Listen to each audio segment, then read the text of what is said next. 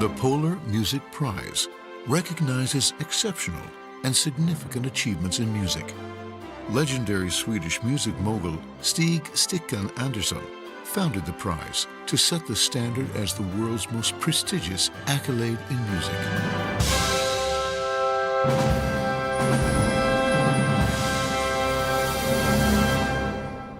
In 1992, its first historic steps were taken with the Baltic states and Paul McCartney becoming the first laureates. When you're chosen from everyone in the world, not just sort of people in Britain, people in America, people in Sweden, it's such a high honor that even big heads like me get impressed. Well, I got this guitar and I learned how to make it. In 1997, Bruce Springsteen joined Paul on the Roll of Honor. Since then, the Beatle and the Boss have been followed by a who's who of rock legends.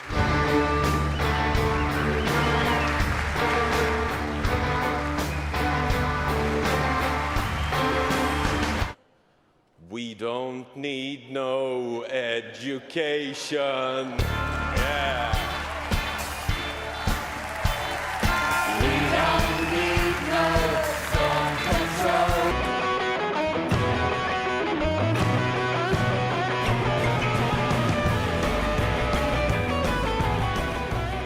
Chuck, congratulations, Chuck. The Polar Music Prize celebrates all genres of music and is awarded annually to 2 recipients, one representing popular music and one from the classical field, the latter having seen a host of opera stars and outright geniuses.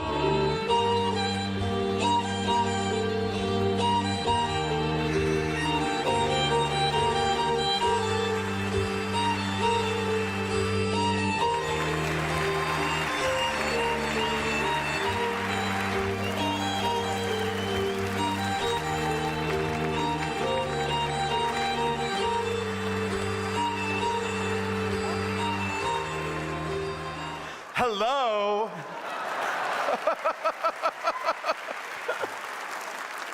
What an overwhelming and completely shocking experience. Many great and pioneering jazz and blues artists have been honored over the years, as well as those influenced by them.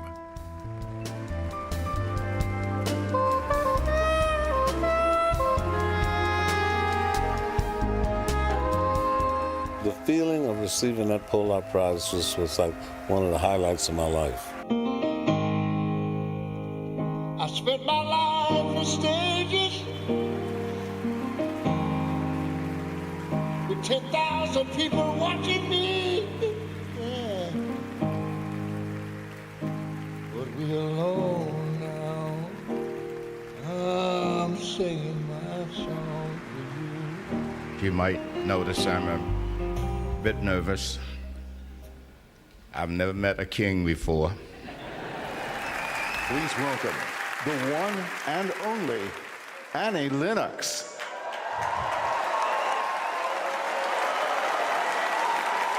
I love you very, very much, and I love your music even more.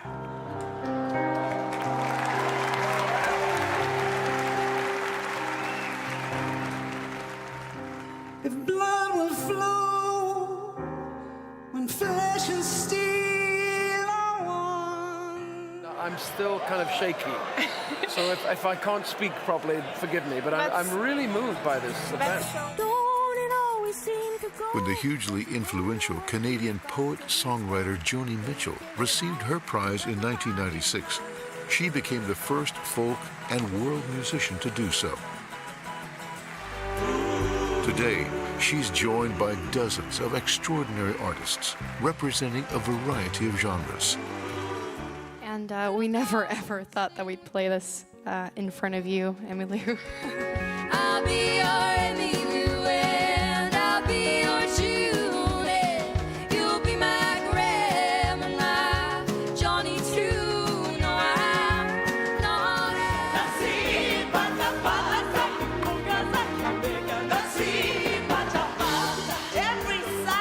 Lord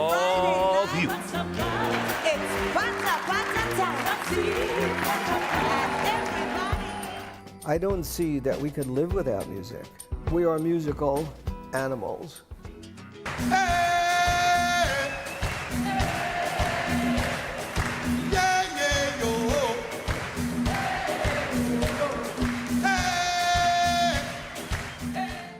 The list of classical laureates ranges from dedicated guardians of our classical music treasures to pioneers who have paved the way for future cultural highs.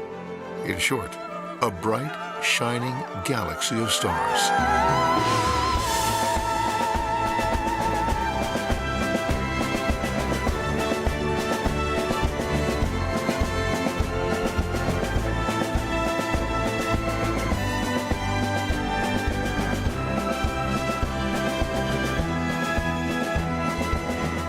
Your Majesty and ladies and gentlemen, I wish you a most enjoyable evening.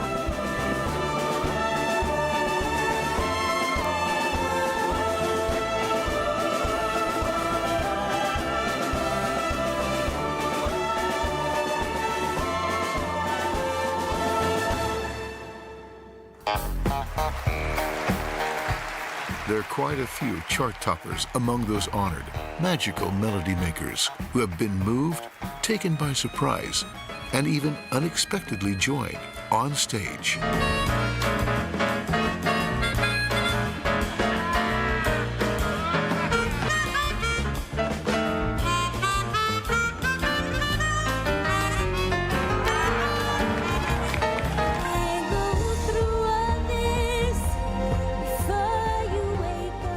Thank you very much for my word. I'm very honored. Thank you. I think I was just always fascinated with the idea of being a songwriter. It's just something that, like, I was destined to be. Well, you did it. You blew my cover.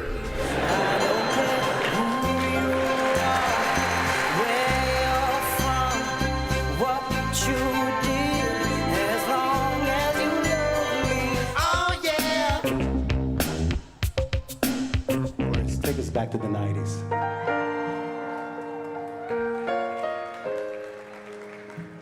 Congrats, Max. Congrats, Max. And you got a nice rumba. Over the years, Sweden's most talented artists and international stars have interpreted the works of the laureates, creating classical and emotional moments. Performances that go to the heart of what the Polar Music Prize is. Climbing up on Salisbury Hill, I could see the city light. Wind was blowing, time stood still. Eagle flew out on the night. Well, I can't feel my face right now with you, but I love it. But I love it. Oh, I can't feel my face right now with you, but I love it. But I love it.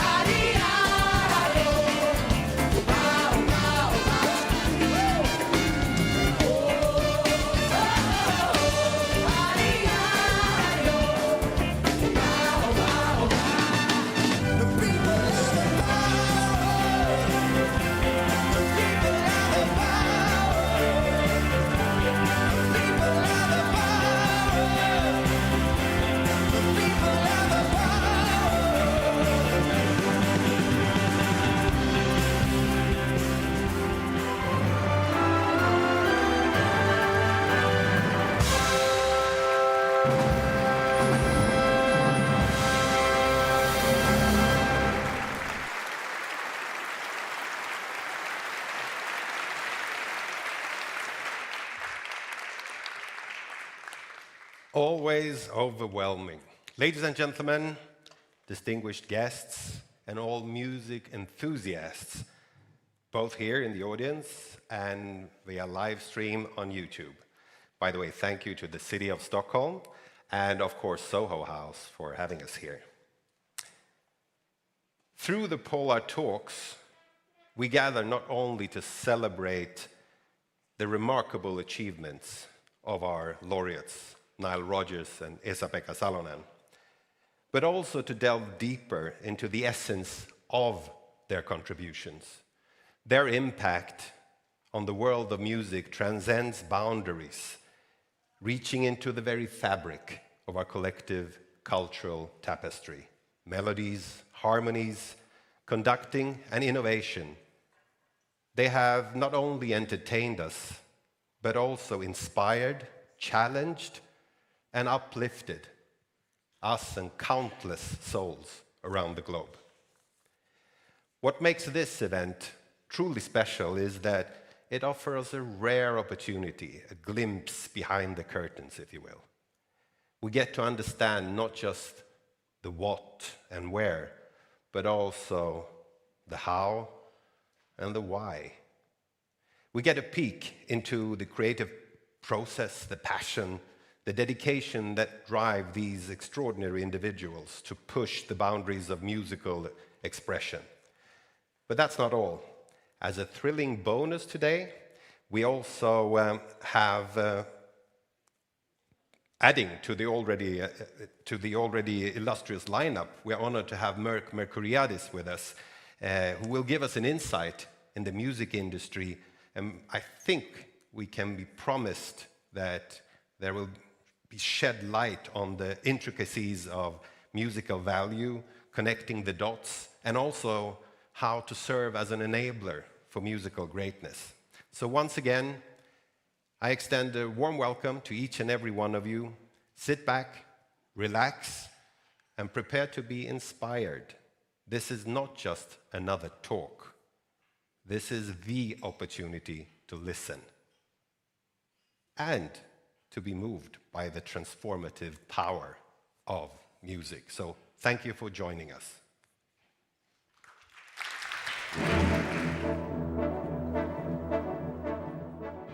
My path to this kind of music we call classical, it was a little maybe unusual compared to many of my colleagues.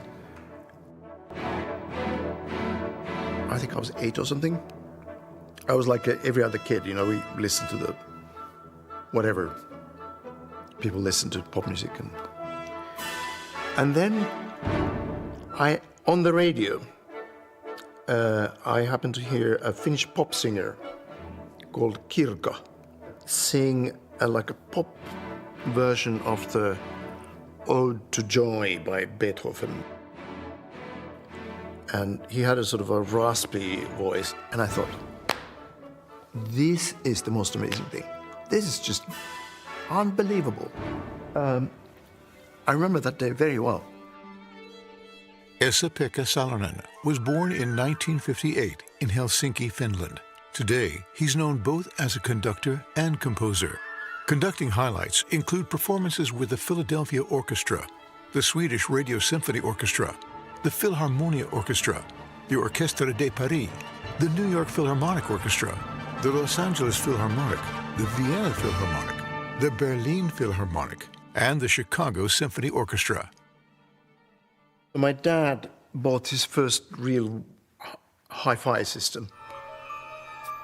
So there was something amazing playing, and I didn't know what it was.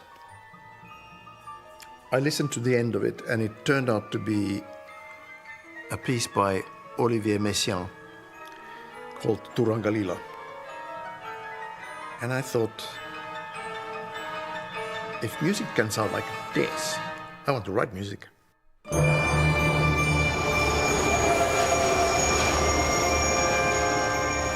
As Esa-Pekka was starting out as a composer, he would create his first compositions in the middle of the 70s.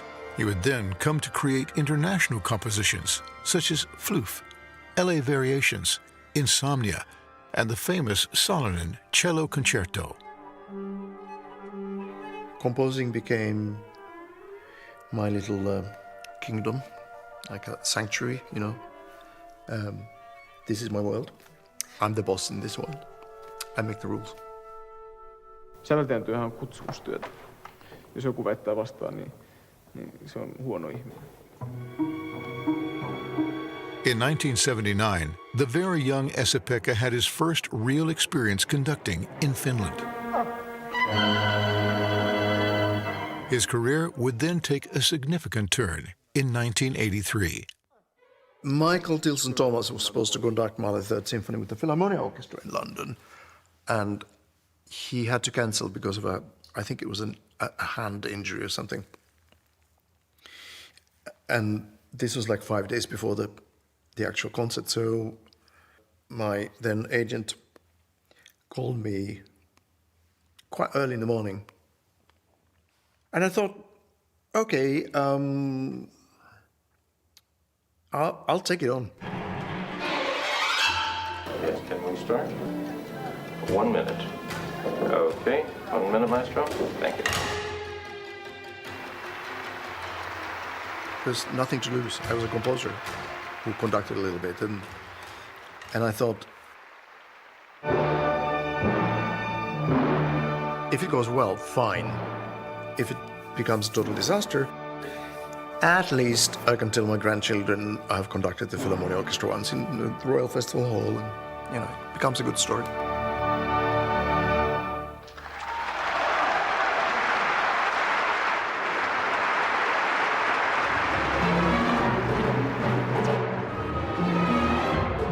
Kaikki Euroopan agentit ja 3-4 amerikkalaista agenttia kysyivät, jos he saavat edustaa Esa-Pekkaa.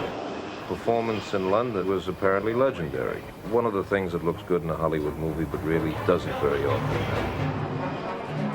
Good morning. It's a good start. When Esa-Pekka is in front of our orchestra, they've played better than any but 3 or 4 other conductors. And for a 26-year-old conductor, that's a miracle.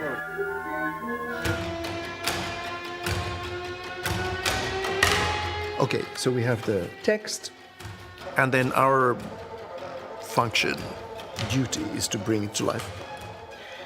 And to bring it to life takes communication between the conductor and the orchestra. And the more immediate, more personal, more open, more honest your communication with the orchestra is, the better it goes. That's my experience. So I'm always trying to find something new.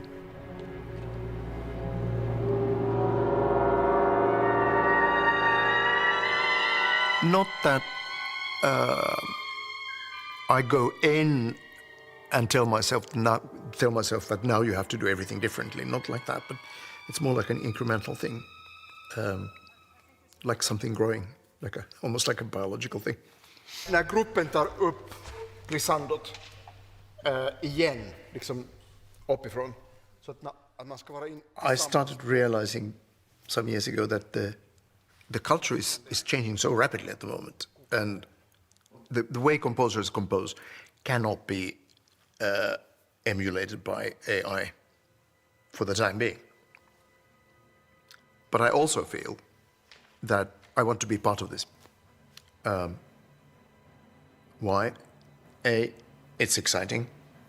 B, it would be stupid if I wasn't. So, be part of it. The 2024 Polar Music Prize is awarded to Esa-Pekka Salonen from Finland. His breakthrough came in 1983 when he conducted Mahler's Symphony No. 3. As a composer, Esa-Pekka shares many similarities with Gustav Mahler. They have been equally prominent both as conductors and composers, and characterized by the same artistic curiosity. On stage and in the studio, Esa-Pekka Salonen embraces new technological innovations, not simply for the sake of experimentation, but as a way to help people discover great music in the constantly changing world of media. Esa-Pekka Salonen is a master of tone in soul and heart. With his resolute baton, he not only guides symphony orchestras, but points the way for all classical music. My name is Esa-Pekka Salonen. I'm very, very honored and excited to be the recipient of this year's Polar Music Prize.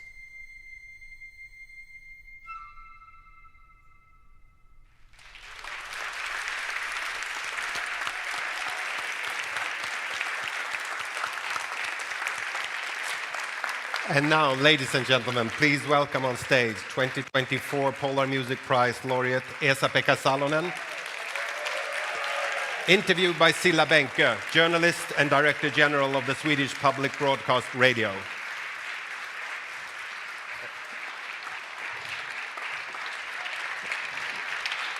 Please.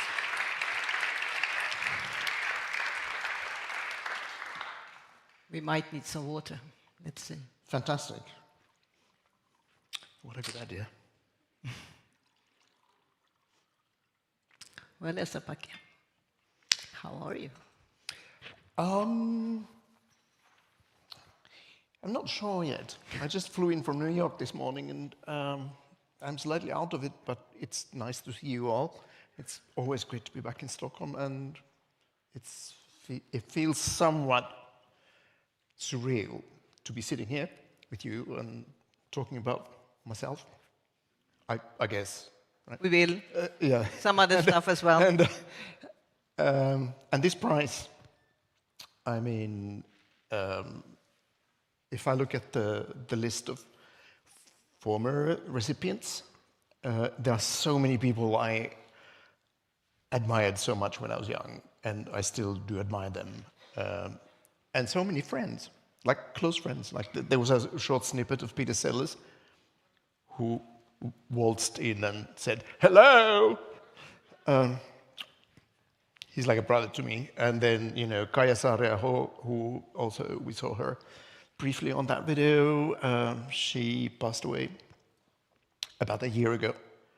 And she's still acutely missed and so on. And Yo-Yo Ma, you know, it's just it gives me a lot of joy to be part of this continuity. Because that's one of the best things about being in this thing we called, somewhat unfortunately, we call classical music. It's the continuous history. So everyone who is in it, in whichever way, you can play an instrument, you can sing, you can conduct, you can write music, you can teach, etc. You become a part of this big tapestry of fabric that we call history.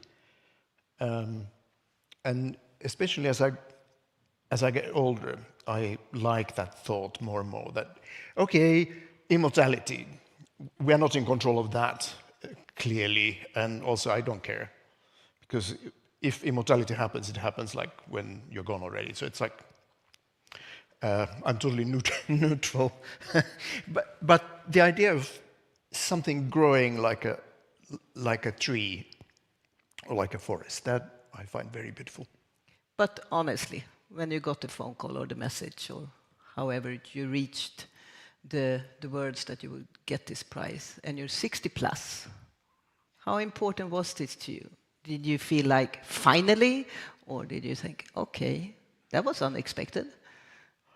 I was always hoping I would be given the Polar Prize, because I also participated in the ceremonies previously, and when Pierre Boulez got it with Johnny Mitchell, I was at that dinner, and I thought, this is a good party.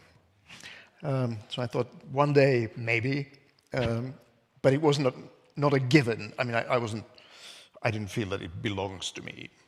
I'm starting to believe that now more and more. But, after tomorrow, maybe, when you got it from the king.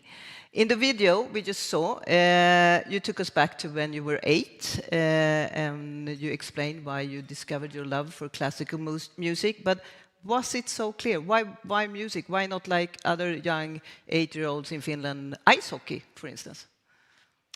I did play ice hockey too. Not so great, but I was quite active. And then there was one summer when all my teammates had grown like 40 centimeters and I hadn't. So I realized that this is not healthy. So I had to kind of develop velocity on skates just to escape. And I thought this maybe is not my future after all. You know, we don't know in life, these are kind of mysterious things. Why music? In my case, I didn't have music from home particularly. there's no one in my family who is a professional musician. My dad liked music, he liked opera, he had an LP collection and so on.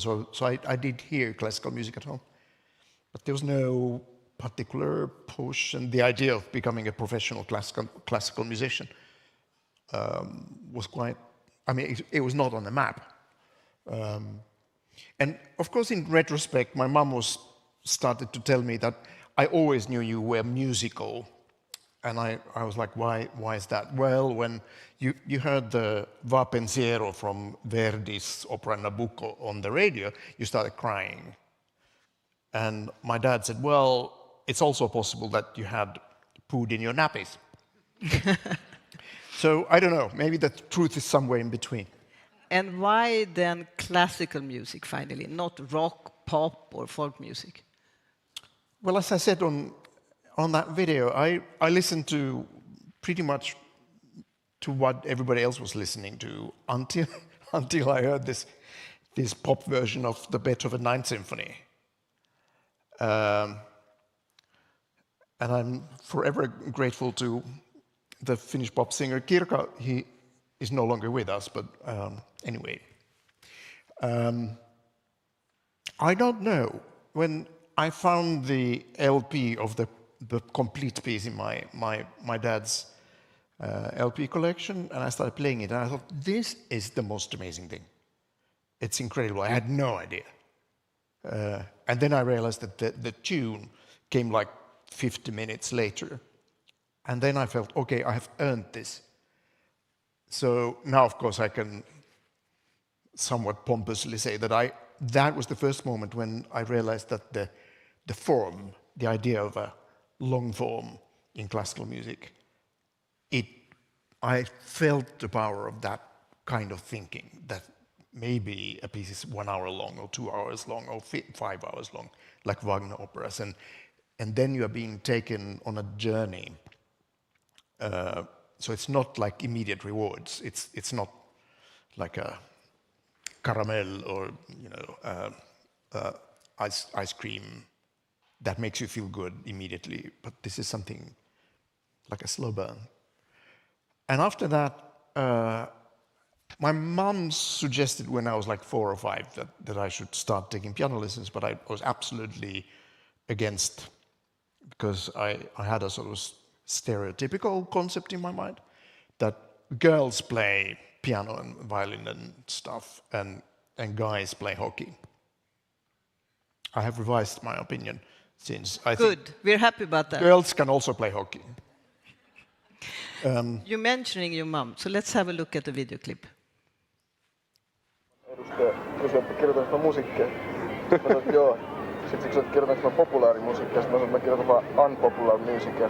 Sitten se rupesi vähän niin kuin katselemaan ja sitten se niin kysyi, että minkälainen yleisö niin kuin musiikilla. Mä sanoin, että lähinnä mun mutsi. Sitten se oli mieltä, että eiköhän tää riitäkin tästä suomalaisesta karakterista tällä kertaa. So, what's your comment to that statement today then? Maybe I was a little too extreme, because it was not only my mom, it was often the janitor and the janitor's dog as well. So it was... so there were at least 3 people in the audience? Well, 2 people and, and a dog. 3 life forms. Okay. Yeah. But we lived in a funny place in the sort of modernist music movement back in the day. You know, the idea of having a large audience was like a bad thing. If you had more than 5 people in the hall, you had sold out. You had succumbed to the commercial forces of music and so on. That was the 70s and the early 80s. And now, of course, I think very, very differently about things. But when did you actually realize that your fan base was far beyond your mum, and that you could sort of make a living and a very successful career out of all this? Well, it was a very gradual process, because this concept of the conductor, I found it very, very alien when I was an angry young man. I thought that conductors were hogging all the space and all the resources, and you know, their stupid faces were on the LP covers, and then the name of the composer was printed in a very small print, and there was a particularly bad one. It was a recording of the Ein Heldenleben by Richard Strauss, which is the hero's life by Strauss, and it was conducted by Herbert von Karajan. And he, on that cover, he was wearing like a motorbike skin leather overall and a helmet, and he was leaning against a Harley Davidson. And I thought, this is crazy shit. And then the name Richard Strauss was like barely to be seen. So I found conductors very suspect. I have revised that opinion to but when I was a composition student, a young composer, if somebody would have told me then that I would be conducting, you know, a symphony orchestra in Los Angeles, for instance, I would have been laughing hard. So how old were you when you realized this is my thing? I will be able to live a very nice life out of this.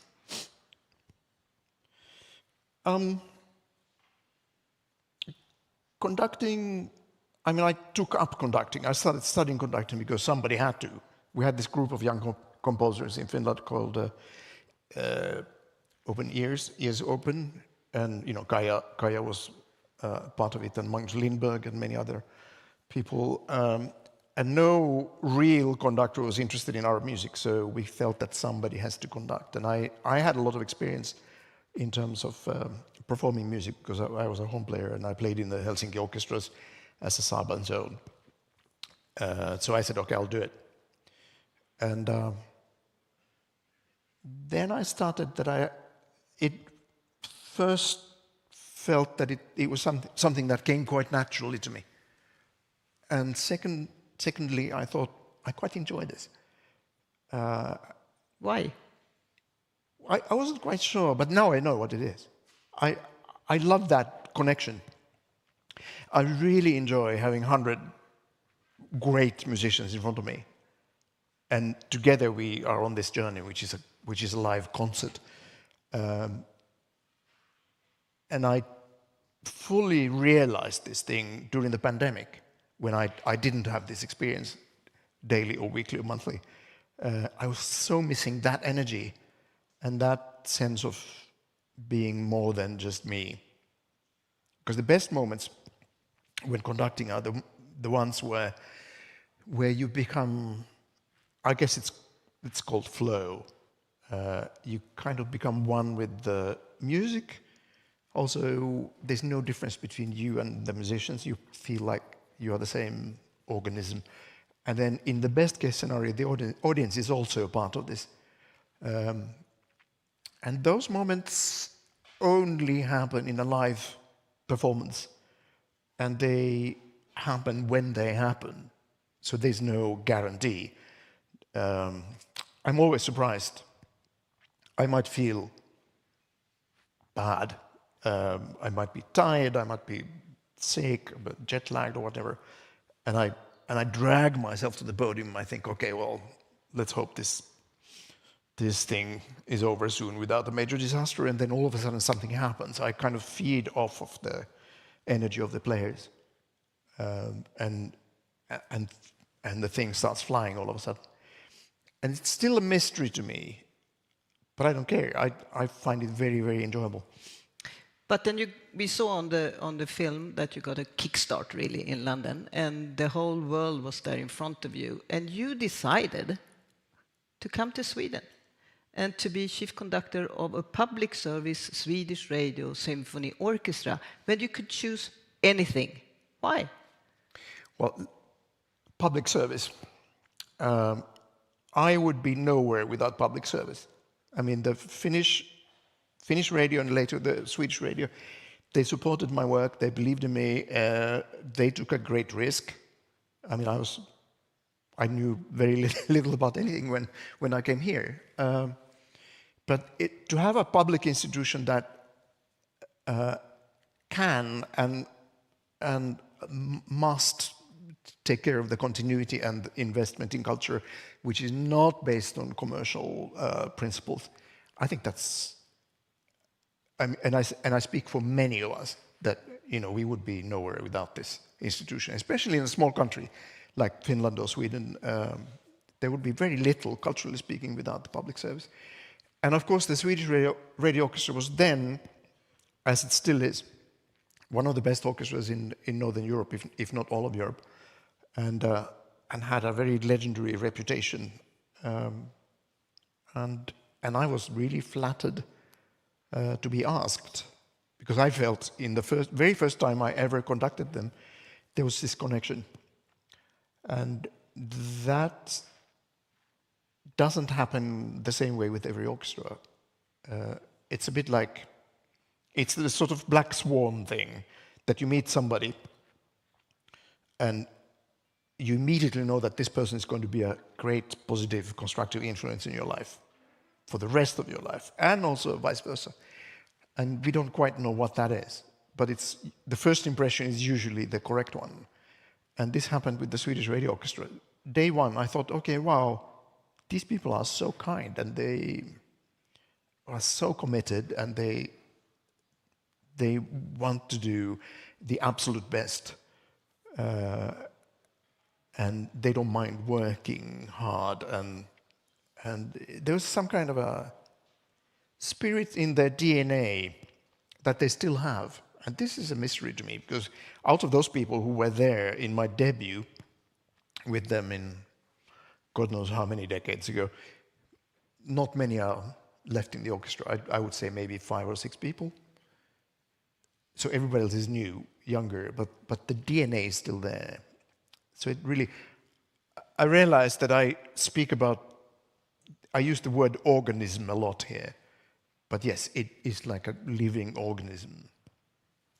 But since then you have had very many assignments. Are they all different, or can you at all compare them? I've been kind of... I haven't actively sought these career opportunities. It's more like I've been quite happy where I've been always, and then something else comes along. And I always thought that I should leave when the party is still going, i.e., I never wanted to become the little tatty old sofa that would be comfortable. But yeah, that's EP, he's great, but he's been here for a while and he's getting a little worn. So I didn't want to hit that point ever. So I always thought I'll leave when things are good still. And now in retrospect, that has been a good strategy, because I go back now to the Swedish Radio Orchestra. It's like family to me.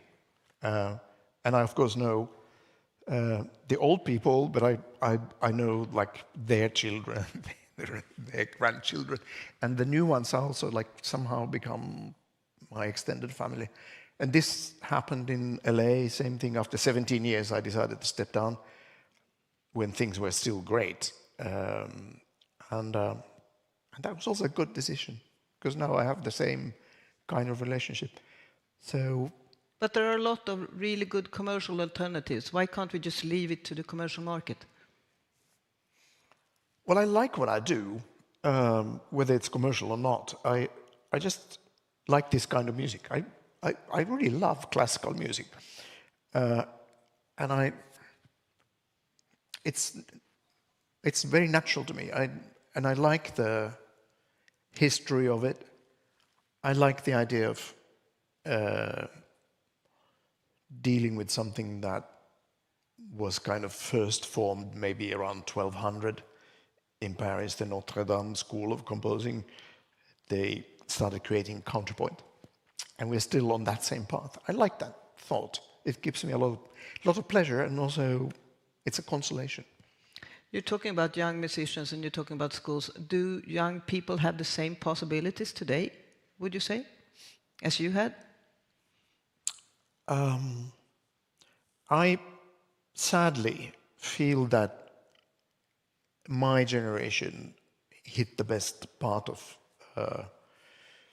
the history of the last century in this way, because at least in Finland, the music school system, communal music school system, had been established, and it was functioning full steam, and we were all drowned in stipends and scholarships and commissions, and it was kind of funny because my group of composers, the Ears Open, we were very, very, very critical of the institutions and burned the opera houses almost, yeah, and symphony orchestras, like bourgeois kind of relics from a class system, etc., etc. And the Finnish institutions said, "Well, that's great. Would you like to have another stipend, another scholarship?" So we were kind of silenced with support. So we didn't have to burn the opera houses because, we were kind of silenced and made like non-dangerous, harmless with this kind of motherly support. I must say that still here in Northern Europe, in Scandinavia and Nordic countries, I think the market or the possible career path for a young person, musical person, is still possible without financial means from home and so on. But we shouldn't relax. We shouldn't think that this is a status quo, because it isn't. And I'm seeing alarming signals, both in Finland and here, about cutting and slashing support for institutions that have been working fantastically well over the years, especially in the education. And as we all know, it's so easy to destroy and so difficult to build. I mean, one pen stroke can destroy the work of decades, if not centuries. There is a saying that it's very easy to make a fish soup out of a fish, but if it doesn't taste good, it's very hard to make a fish out of a fish soup. That's what you're trying to say, kind of. That's exactly what I was trying to say. But I didn't have the words for it. No. So, but I mean, there are a lot of influential people in here. What should we do? We should just really fight for the right of children to get musical education from early on, free or for very little money, because that's the key. And in small countries,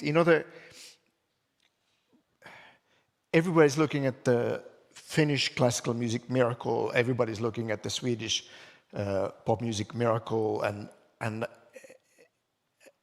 people outside of our countries are trying to figure out why is this even possible, and how could it be replicated in other places. And I think it's simple. It's just access to schools, and access to choirs, access to Adolf Fredrik music school in Stockholm, and that makes it possible for young people to learn and to make progress and then become something that they have the potential to become. And what makes me so sad is that in some other places where I work, like in the US, the arts are almost not represented in the public school curriculum anymore, which makes it very hard for kids to learn music and the other arts unless they have means from home. And that's very sad, because I walk on the somewhat dystopian streets of San Francisco and I think, so how many Mozarts or how many Paul McCartneys are we losing potentially because of the fact that there's no system to support them from early on? But something else that is worrisome is that there are only maybe 30 plus something liberal democracies left in the world. How does that affect culture and music, would you say? It's hard to tell. Now, I'm not absolutely not trying to support authoritarian regimes, but arts have an ability to survive and even flourish under very difficult circumstances. And sometimes, like in the Soviet Union under Stalin, music, and Shostakovich in particular, became like the channel to express something that couldn't be expressed in words, because words could be censored. But when Shostakovich wrote a sort of ironic polka in his symphony, everybody knew what it meant, but it couldn't be censored because the meaning was between the lines, not written out. So I'm extremely worried about the political and social development in many of these countries. And also in our countries where democracy still works, we have to defend it. We can't fall asleep. We have to defend it. But money and families without money is a bigger problem than the regime of a country. Well, of course, if we are talking about making a living, being able to feed your family, being able to send your kids to school, being able to feel safe in your society and so on, then of course the arts in that context seem like some kind of luxury. But I think that's too simple a way to look at it, because the arts are also part of us as even biologically, I would say. We are who we are as a species because of this ability and need to imagine things that don't exist yet, and to paint, to make pictures, to make tunes, to create stories, to dance. I mean, I think it's hardwired in our DNA, and to kind of deny that would be a disaster. But culture can also, and music, be used to make a political statement. You are one of the co-founders of the Baltic Sea Festival. Was that a political statement? I think everything is a political statement.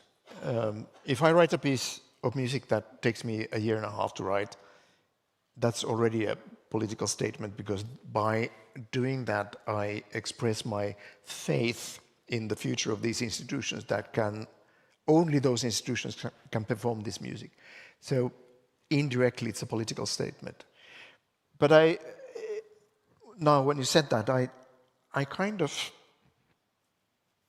long for the days when this kind of music I represent was a political tool. I mean, we have to go quite far back in history. Giuseppe Verdi in the Italian unification process was a great political force.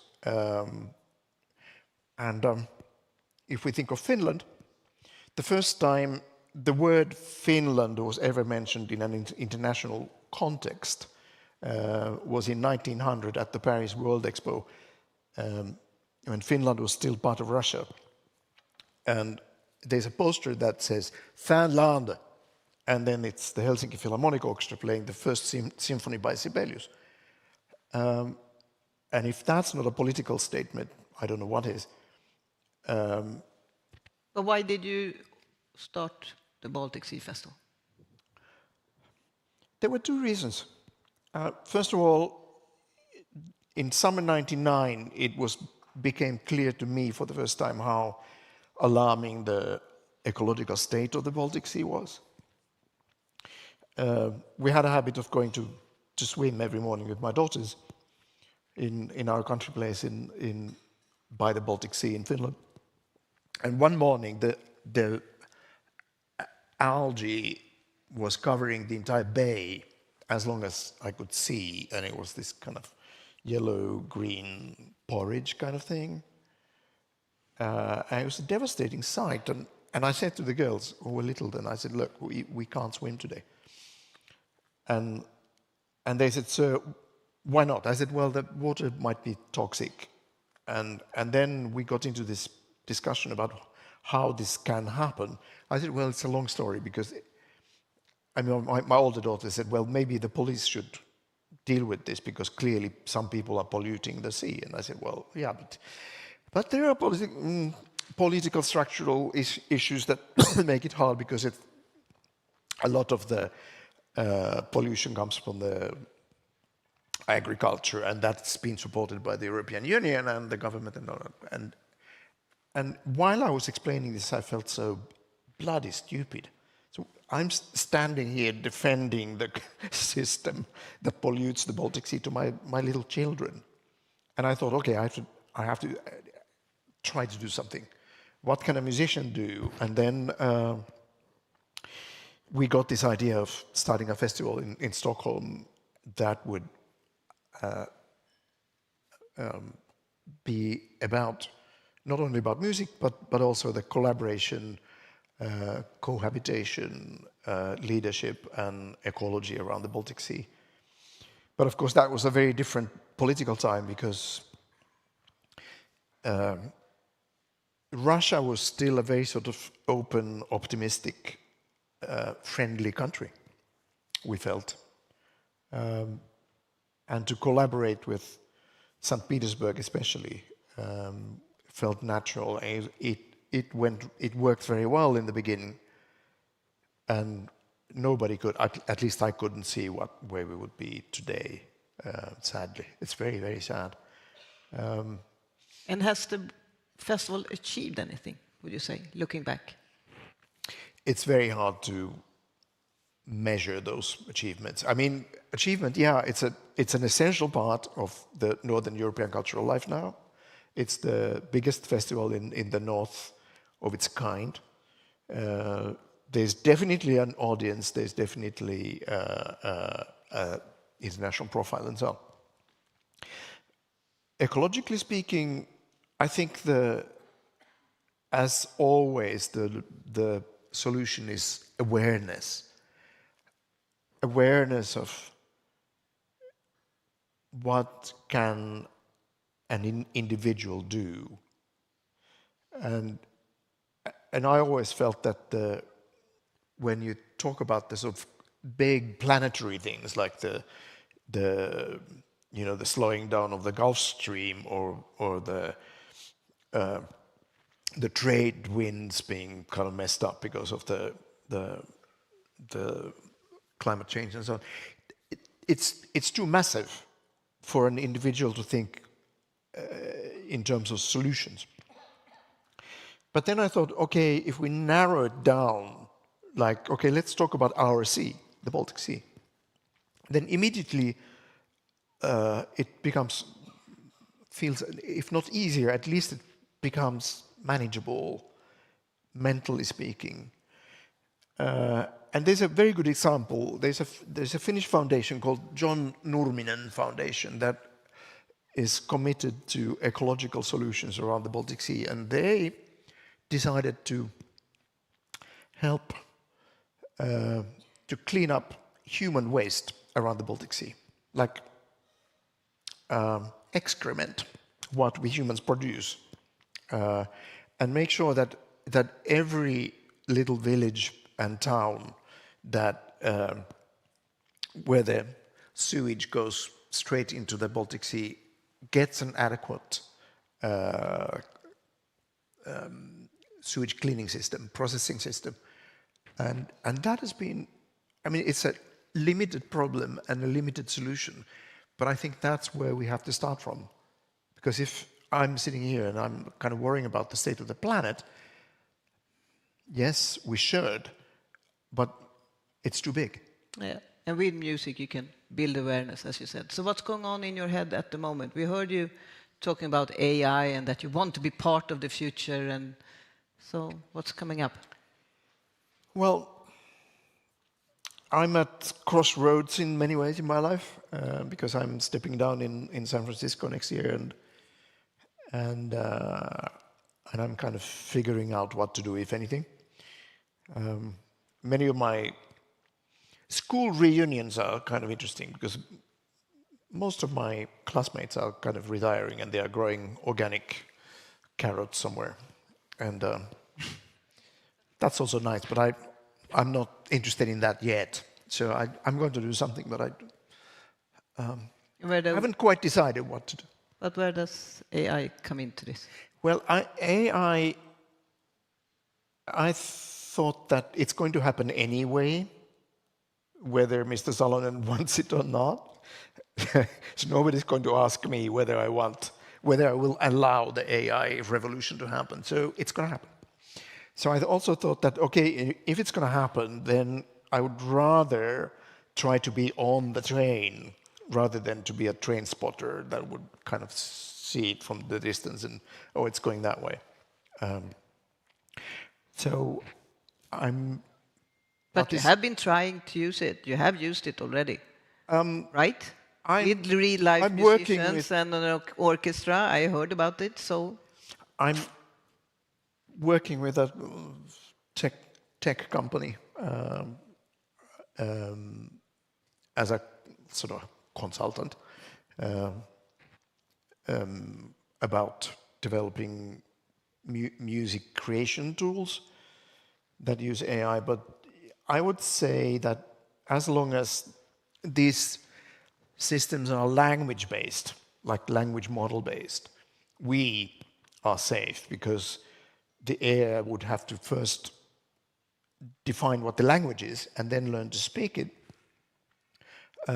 And only then could it start emulating the kind of music I represent. But yeah, on the other hand, it's entirely possible that in a year or so I would tell my mobile phone that, okay, can you compose 75 minutes of perfect jogging music? Pretty chill, like 10% Taylor Swift, 15% Georgi Ligeti, and add some Birgit Nilsson, Maria Callas, and 2% of ABBA. And it would just make it up in a minute, and then I would go jogging and then order new music next time I jog.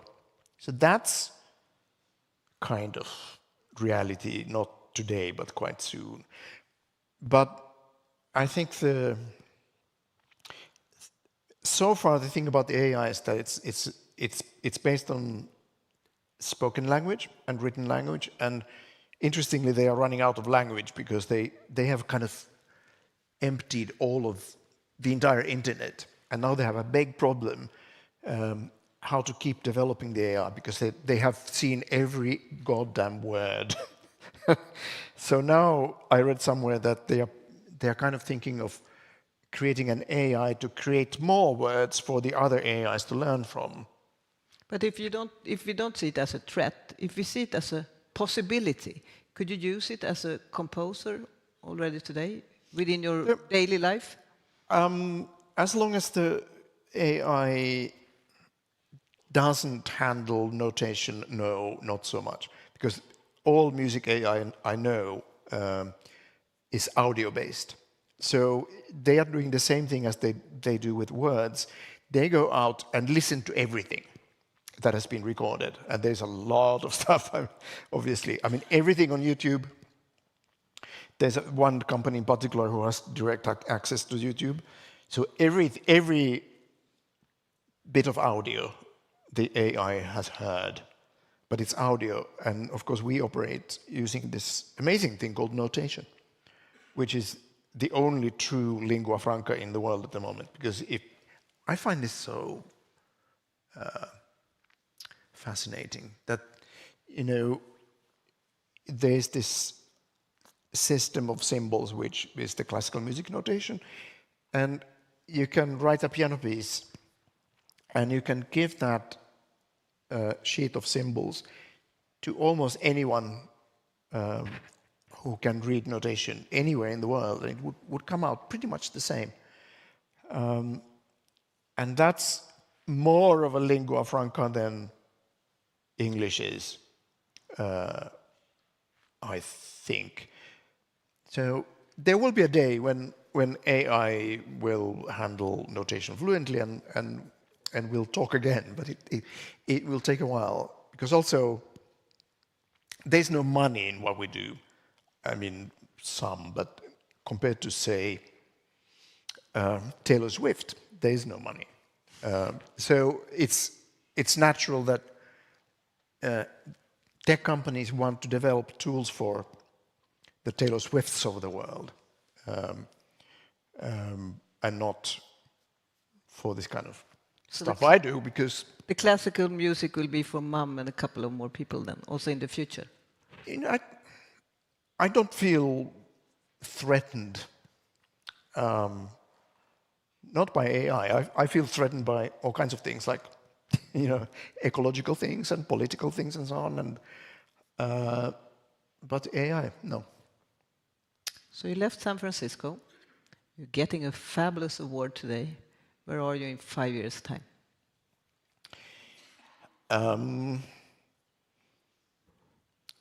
I hope I'm not growing carrots, especially in the wrong way. There are two ways to grow carrots, you know. You can... Now you have to tell the story. No, I mean, either you're like a gardener, you grow carrots in your garden, or you literally grow carrots yourself, like your body has become soil and so on. You know, I won't go into that, but you know what I mean. I'm perhaps naively, but I have always been driven by the idea that my best work is still ahead. And every time, and this is not a lie, I actually mean it, every time I go out to conduct a concert, I'm telling myself, this might be the best concert in your entire life. And I'm always open to that possibility that it happens. It doesn't necessarily happen every night or if ever, but that's my position. And also in terms of composing, in a funny way, both conducting and composing have become less of a struggle. I'm actually having more fun at this point in my life than I used to have before. There's some kind of freedom in this. I mean, there are lots of annoying things about getting older, but this is one of the good things, that I don't have to prove myself. I can just relax not relax in terms of kind of cutting corners or anything, but I can relax in terms of, this is me, for better or worse, this is what I do, this is what I can do, and I'm open to new ideas and new avenues and new adventures, and grateful if something cool happens. So it's actually, I feel I'm in a really good place at the moment. And to be in Stockholm, I was surprised to be in a church actually, but anyway, to be in Stockholm today and the city of my youth and with friends, and it's a good place to be. Sounds very good. I'm happy that we will have the best years ahead of us when it comes to Esa-Pekka Salonen, and I'm sure you all agree we would like you to be in Stockholm very, very many more times. Ladies and gentlemen, I give you Esa-Pekka Salonen. Thank you.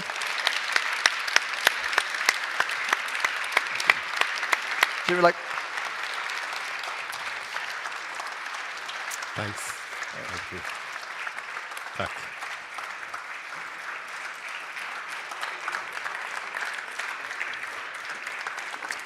Thank you so much, and we extend our heartfelt gratitude to Esa-Pekka Salonen, not only for his monumental contributions to the world of music, but also for his generosity in sharing his experience with us.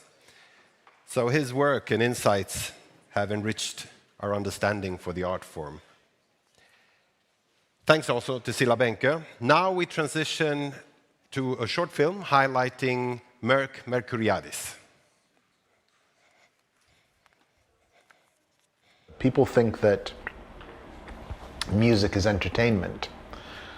That's true part of it is entertainment, but really music is one of the most important factors in our life, along with being able to breathe air, being able to eat food, being able to drink water, being able to love.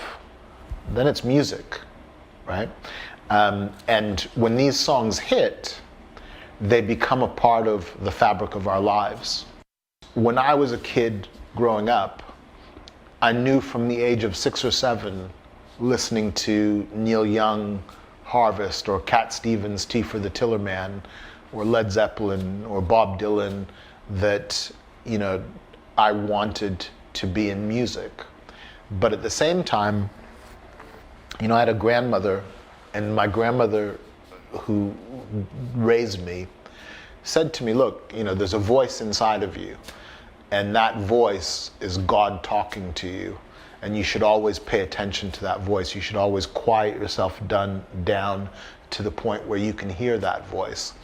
And that voice was very clearly telling me, you're never going to be Neil Young or Jimmy Page or Robert Plant or David Gilmour or Curtis Mayfield or Stevie Wonder, whoever it might have been. So I started to look for these other people. So whether it was Elliot Roberts, who managed Neil Young, or Albert Grossman, who managed Bob Dylan, or whether it was Stig Anderson, who managed ABBA, I started to really pay attention to what these people were doing. And I read everything that I could possibly read, in the same way that I was trying to read everything about ABBA and everything about Neil Young and everything about Bob Dylan.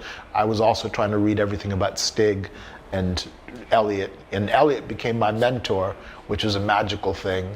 But one of my great, great regrets is that I never got to meet Stig, because I think that Stig's management of ABBA is perhaps the textbook case, because he did something that no one else did, right? It wasn't easy to make Neil Young a massive, important artist. It wasn't easy to make Bob Dylan a massive, important artist. It's never easy, right? Regardless of how talented someone is. But what Stig had to face with was that he had a group that was from Sweden, right? No one else had ever done that before. No one else had ever taken an artist and broken them that way internationally. And you can look at the European wave of the 70s that, you know, maybe in a funny way, alongside ABBA, includes people like Demis Roussos and, you know, Nana Mouskouri and, you know, French artists that you know, kind of broke around the world. And those artists maybe remain beloved, right? But they never became the important artists, right? ABBA became one of the most important artists in the world, and the business that was done matched the creativity, right? When you look at the business was perfection, right? And whether it was recording studios, or indeed whether it's the Polar Music Prize, where the entire country of Sweden celebrates culture and celebrates art, right? Like, to Nile and I, this is much, much more important than a Grammy or anything like that, because this isn't the music industry acknowledging you. This is the country acknowledging you. And it's very, very special for us. And, you know, that's why we're going to be there, right? I don't like to get on airplanes anymore. I've been on a lot of airplanes in my life. I don't like to get on airplanes, but I'll be on an airplane to Stockholm. You can be certain of that.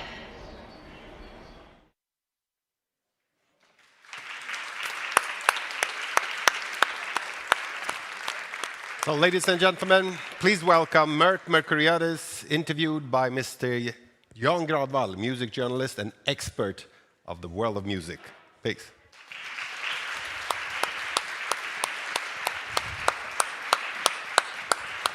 Hello. Thank you, Alphonse. Thanks. Jan, it's an honor to have you here. It's a pleasure to be here. Can I just take 1 sec before we start to say that Esa-Pekka Salonen, you absolutely deserve the Polar Music Prize. Thank you so much. That's one of the most exciting conversations that I've heard in years, and I've heard a lot of conversations. I thought it was absolutely amazing. And going to my comments on the video about the Polar Music Prize, this is actually what makes it so fantastic, which is that it not only celebrates pop music, which is sort of what Esa-Pekka acknowledges where the money is, but it also recognizes the extraordinary work of people like Esa-Pekka and the compositions that come from the classical world, which means an awful lot to me. And I can tell you that it means an awful lot to Nile if he was able to be with us. Sadly, I think, as you know, Nile's plane got turned around with fuel issues, a leaky fuel tank. So he'll be arriving this evening rather than this afternoon, but he's safe and on his way. But I really found what Esa-Pekka had to say to be extraordinary, and I think it's what makes the Polar Music Prize so special. If you went to the Grammy Awards, you would not know what the classical record of the year was, or conductor, composer, etc. For it to be acknowledged this way by, as I was saying in the video, by the country, for someone like Nile to be acknowledged, for someone like Esa-Pekka to be acknowledged, the incredible history of people that have come before them. For me, as someone that is a music enthusiast, and I appreciated Alphonse talking about music enthusiasts at the very beginning of the program, that's what makes this so special. Great, thank you. For people in the music business, sort of inside the music, you are a legend, and during the last few months you've been in the news sort of every day. So people inside the music business really know about you. But I thought we could start from those people who doesn't know, from the outside. So really we could start from the beginning with your name, which is a quite unusual name, and where you grew up. So could you please tell us where you come from? Sure. So my name is Merck Mercuriadis. My parents were sadists, Greek immigrant sadists, so they called me Mercury Mercuriadis and Merck for short. I grew up in a place that was perhaps not too different from the northernmost parts of Sweden, in Quebec, very, very northern Quebec, a mining town. My father had been a soccer player, and when he retired from soccer, which was well before I was born, his brother had been a cartographer, for the Iron Ore Company of Canada, and his job was to design the infrastructure of these mining towns. And before political correctness and Tindering, came along, his friends would get the restaurants and the bars and the, building houses and things like that. So I ended up in this being born in this northern mining town until the mine dried up. Yeah. And then I grew up in Nova Scotia. Yeah, you come basically from like nowhere. Now you're here in the center of the music business, not only here in Stockholm, but in London or New York. But how did you get into music? I understand when we have been talking that I've met very few people who are as music interested as you are. What was your first entrance in? Was it like the local record shops, or how did you find out about music? Yeah, it was, I grew up in a very small town, 2,000 people, and I liked the people that were there. They were all cool. But at the same time, though, there was something inside of me that didn't identify with those people. And every day after school, from the time that I was 5 or 6 years old, I would stop at the department store that had this big rack of records, about 50 records, and every day I would study those records, literally for half an hour or so, however long I could do before I got into trouble with my mother. And I would read the credits on the records, and I would, the town had a radio station, but it was a country and western radio station, and I wasn't sophisticated enough to like country music at that time. I liked Johnny Cash, but I didn't know about George Jones or, Tammy Wynette or any of these people. And really the purpose of the radio station was to tell people, what time the sun was going to rise and what time it was going to set, and that they better get their crops in the middle of those hours. So I would have to look at records, study the credits, read about them in magazines before I ever heard them, right? So my intuition in terms of developing a relationship with music critics that led me to the right place, to records that I liked, versus music critics that led me to records that I didn't like, was very important to me. So I read voraciously. I read the liner notes, as I was saying before. I understood which producers made records that I liked, which managers were working with artists that I liked, so that if they then worked with somebody else, that it's probably a good chance that I would like the record that was in front of me.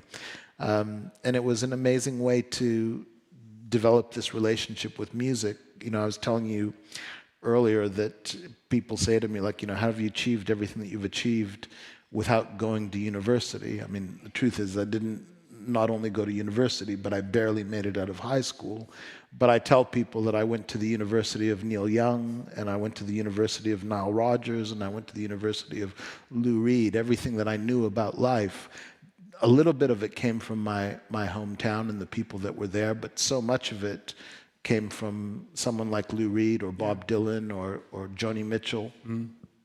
And that makes you unusual from an early start, because most people have become interested in music. They hear music on the radio, maybe go and buy the record, but you were standing there very young, reading the liner notes and the credits.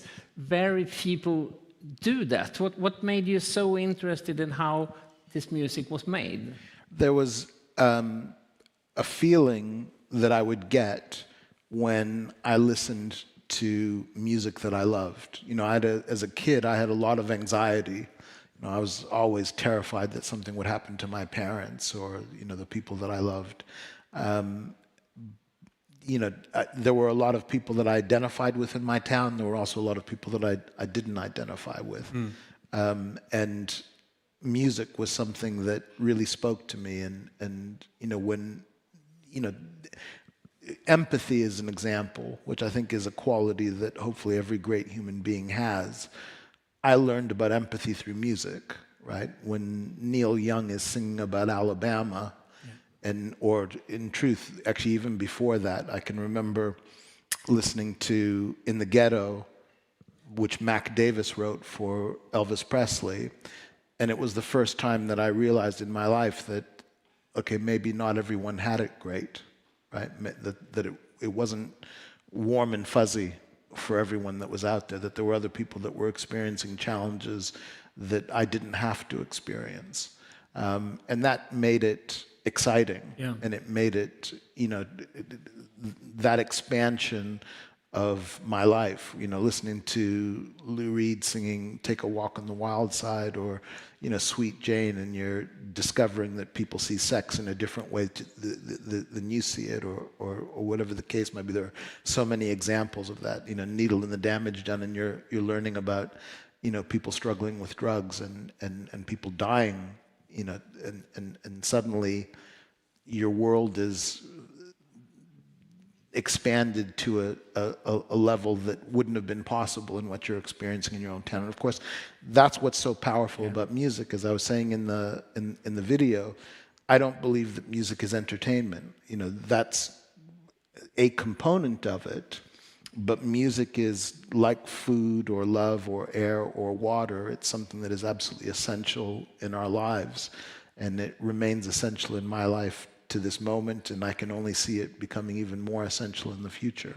Yeah, I think that's very important, and people rarely talk about that you use music to educate yourself about the world. I can really relate to that myself.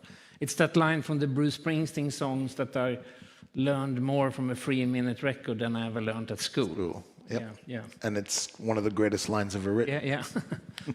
And now you are one of those names. You see, if you today study the liner notes, your name pops up everywhere because people give thanks to you. You have been involved in projects. How did you start from going to buying music to working at the record label? I understand that you wrote letters to Virgin Records.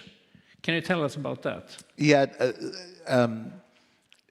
through my studying and reading about people like Elliot Roberts or Stig Anderson, what I realized was that, because I also looked at, okay, what do producers do? What do engineers do? What does an A&R person do? What do all these different people do? And I wanted to be a manager first and foremost because I realized that artists needed to be protected and that they needed somebody that was going to be a very firm guide for them. And there's this word in English, or in England in particular, called Svengali, right? And a lot of managers are referred to as Svengalis, which is, somebody that sees talent and knows what to do with it. And normally when they know what to do with it, it's, I'm going to take what you've got and I'm going to do what I want to do with it. Yeah, right? like Colonel Parker and Elvis Presley, for instance. Yeah, yeah, he may be maligned, maybe a little bit too maligned, but yes, you're on the right track. But what I wanted to do was to be someone that would listen to the artist and find out what it was that they wanted to do, and then if I thought that I could help them make that happen, then that's what I would do, right? And it was an approach that was very much the approach of someone like an Elliot Roberts, right? Elliot Roberts, he's Neil Young's manager. He was sadly no longer with us, but he was Neil Young's manager for almost 60 years. Crosby, Stills, Nash & Young, the middle part of Bob Dylan's career, the first 20 years of Joni Mitchell's career, the Cars, Devo, many wonderful artists that he was wonderful with. But he was the kind of guy that would walk into the record company, pull some joints out of his pocket, make sure that everyone got in the right mood to listen to the music, play them the music, and then he told them in the nicest way what to do. And what to do wasn't based on what Elliot wanted to do, it was based on what Neil wanted to do or what Joni wanted to do. And that made a lot of sense to me. And so in terms of figuring out that first step, there wasn't an artist that I could find, right? If I could have found an artist that I could have started to practice with, then I would have done that. But there wasn't an artist to find. So Virgin Records in the late 70s and the early 80s were what I would consider to be the most artist-friendly record company of the time. The artists loved them, and they loved the artists. So it was very much Richard Branson's company at that time, but Richard's cousin, a guy called Simon Draper, was the creative guy, and he was the guy that signed everything from Mike Oldfield to the Sex Pistols to Simple Minds. I used to write letters to Simon saying, I love this record. I don't know why you put this record out. This record sucks. And I guess he couldn't have gone many letters because everyone else wrote letters to the artist, but you wrote letters to him. I still remember the address, 2-4 Vernon Yard, London, England, W11. You didn't have the 3 little digits at the end of the zip codes back then, right? And funny enough, which is really bizarre, my daughter Rosa, my middle daughter Rosa, her best friend ended up living in 2-4 Vernon Yard after they had moved out and moved into bigger premises. But when I went to work for Virgin in Canada and England, it was still Vernon Yard. Yeah. And how did he react when you wrote those letters coming from, nowhere? I think that what made Virgin very special was that it created this environment not only for great artists, but for people like myself that were enthusiasts, right? So everyone at Virgin was encouraged to work together, to have fun together, to sleep together, to do whatever it was that was, on your mind at that moment in time. But it was an incredible culture. But then what happened was that I was able to be part of signing an artist, which was a woman called Mary Margaret O'Hara, who's an extraordinary artist to this day, and the sister of the actress Catherine O'Hara. And it was only when I was part of that and I saw the struggles that Mary Margaret was going through that I realized that actually I wasn't working for the artist, I was working for Richard Branson. And while there was a good amount of the time that what was in Richard's best interest and what was in the artist's best interest was aligned, there was also a good amount of the time where what was in the artist's best interest was not what was in the record company's best interest. And I wanted to work for the artist. I didn't want to work for a record company. And it probably coincided with a moment in time where they were sick of me as well. And I went on my merry way and became a manager finally at that point. Because at that point I finally had access to you know, being able to work with people that I wanted to work with. And Mary Margaret O'Hara, I guess a lot of people haven't heard of her, but she made this fantastic one album that I guess didn't sell, but it's definitely one of the best albums ever made. Yeah, it's considered to be an underground classic, like an album called Miss America. Yeah, and people like Morrissey asked her to sing backup on a track, so people have really been digging deep to find her. Yeah, she was the first time that I'd ever, you know, sort of really worked with an artist where, you know, she walked into talked to me one day, and she had this extraordinary song called "My Body's in Trouble." Yeah. And I said, you know, can you tell me about it? And she said, well, I can't. All I can tell you is that I drew a bath, I sat down in the bath, and when I finished the bath, I had the song. I don't know where it came from, but this is what it is. And it was unbelievable. So you did this transition from working at a record company to becoming a manager. What does it take to become a good manager? Let me just say one thing about that. The band that I was probably closest to at Virgin was Simple Minds. And the first time that I ever came to Sweden was with them in 1982 to Gothenburg. And it was an unbelievable show.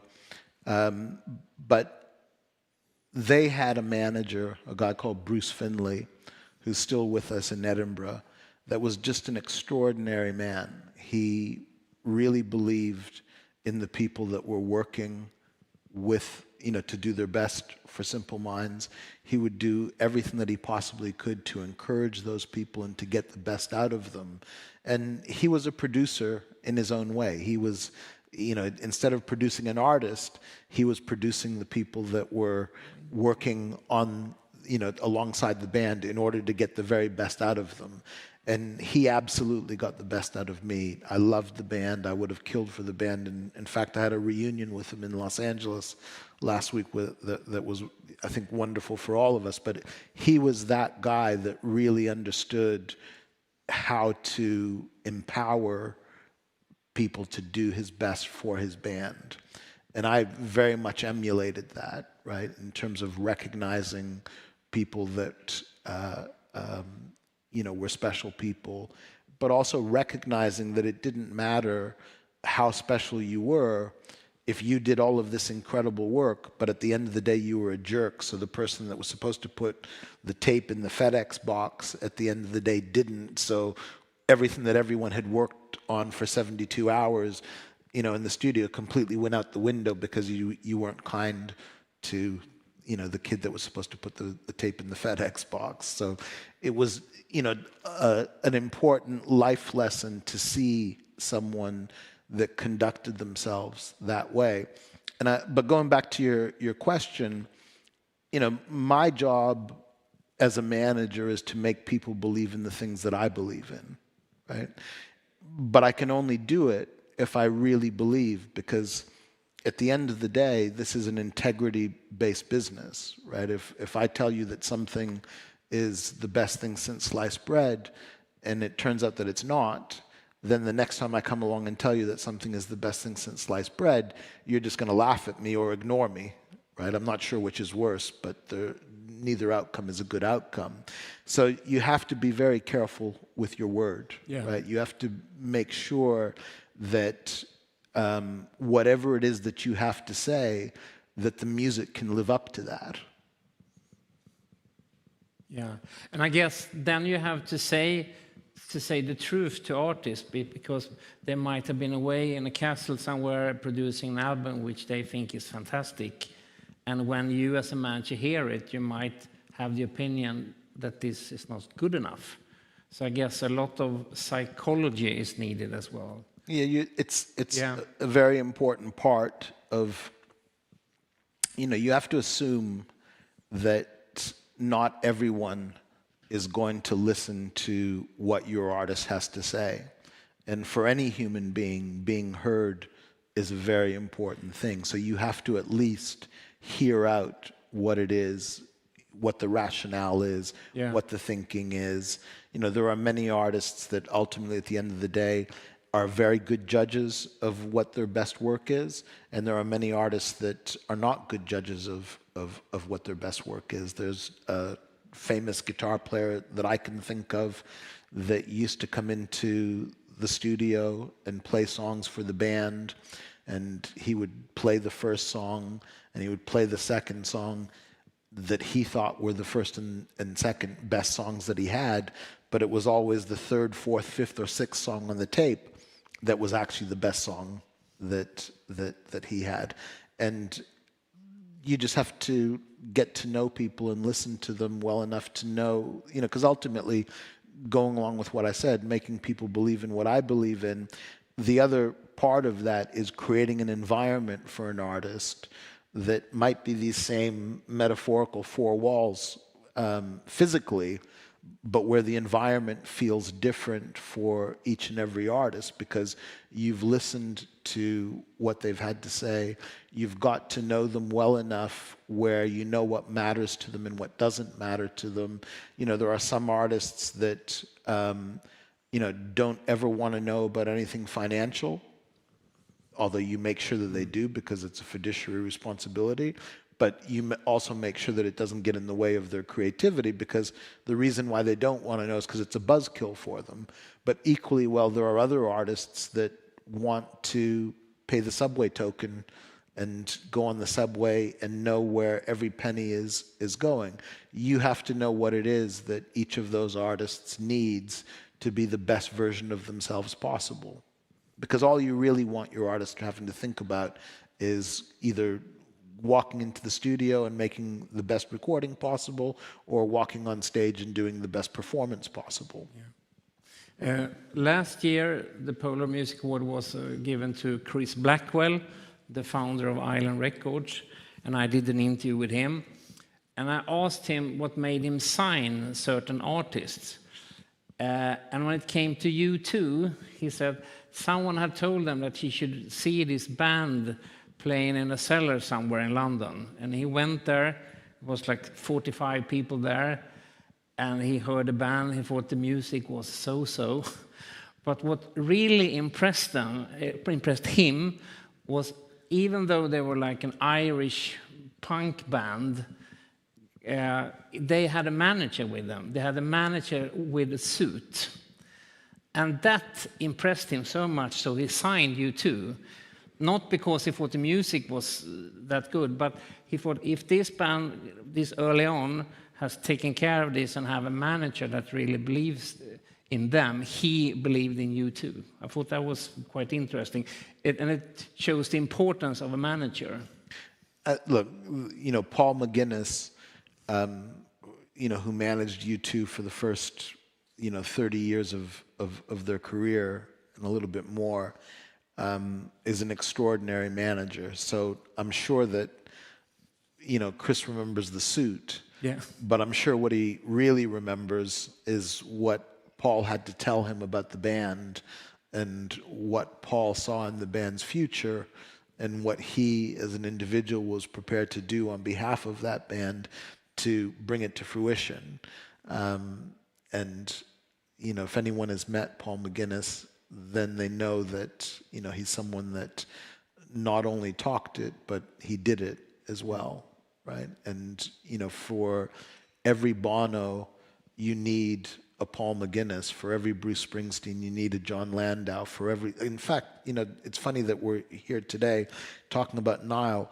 Nile is the only extraordinary artist to have ever had the kind of success that he's had without a manager up until, the last 10 years or whatever. When you became his manager, yeah. He'd had other people helping him as well. And he'd always had a good support team. Yeah. But Nile did it all himself. Yeah. Right? But in most cases, you need to have someone that's going to be your partner and go get things done. Yeah. We'll talk more about Nile later. But as a manager, is there a conflict who you represent? In sometimes, is it the artist or the label?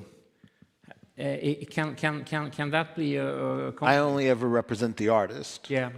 And even at Hipgnosis, where we've bought the catalogs of so many extraordinary artists, the relationship with those artists does not begin and end with the transaction.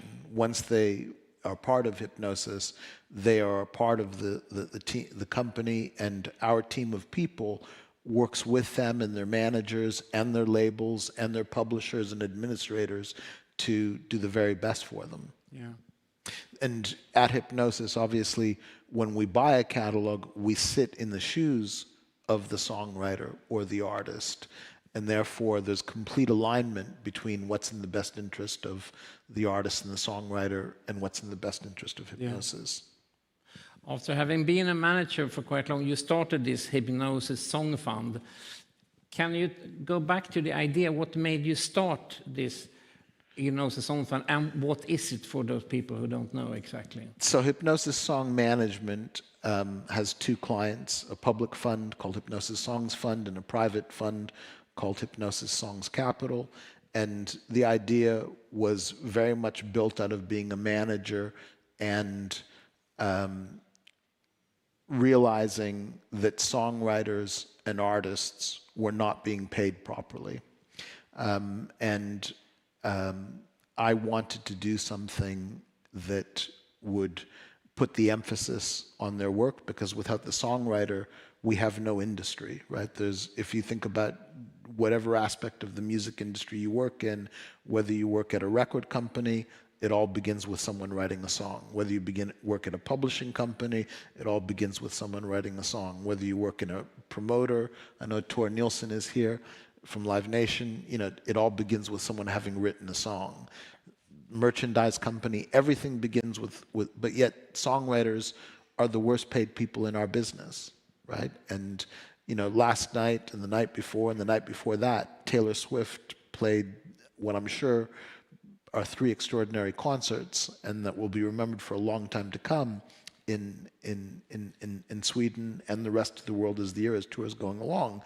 But you have these incredible songwriters like Jack Antonoff and Joel Little and so many others. Max Martin, obviously, you should be honored to have someone as extraordinary as Max Martin be a part of your output in Sweden. Shellback, so many extraordinary people, but yet songwriters don't get paid properly.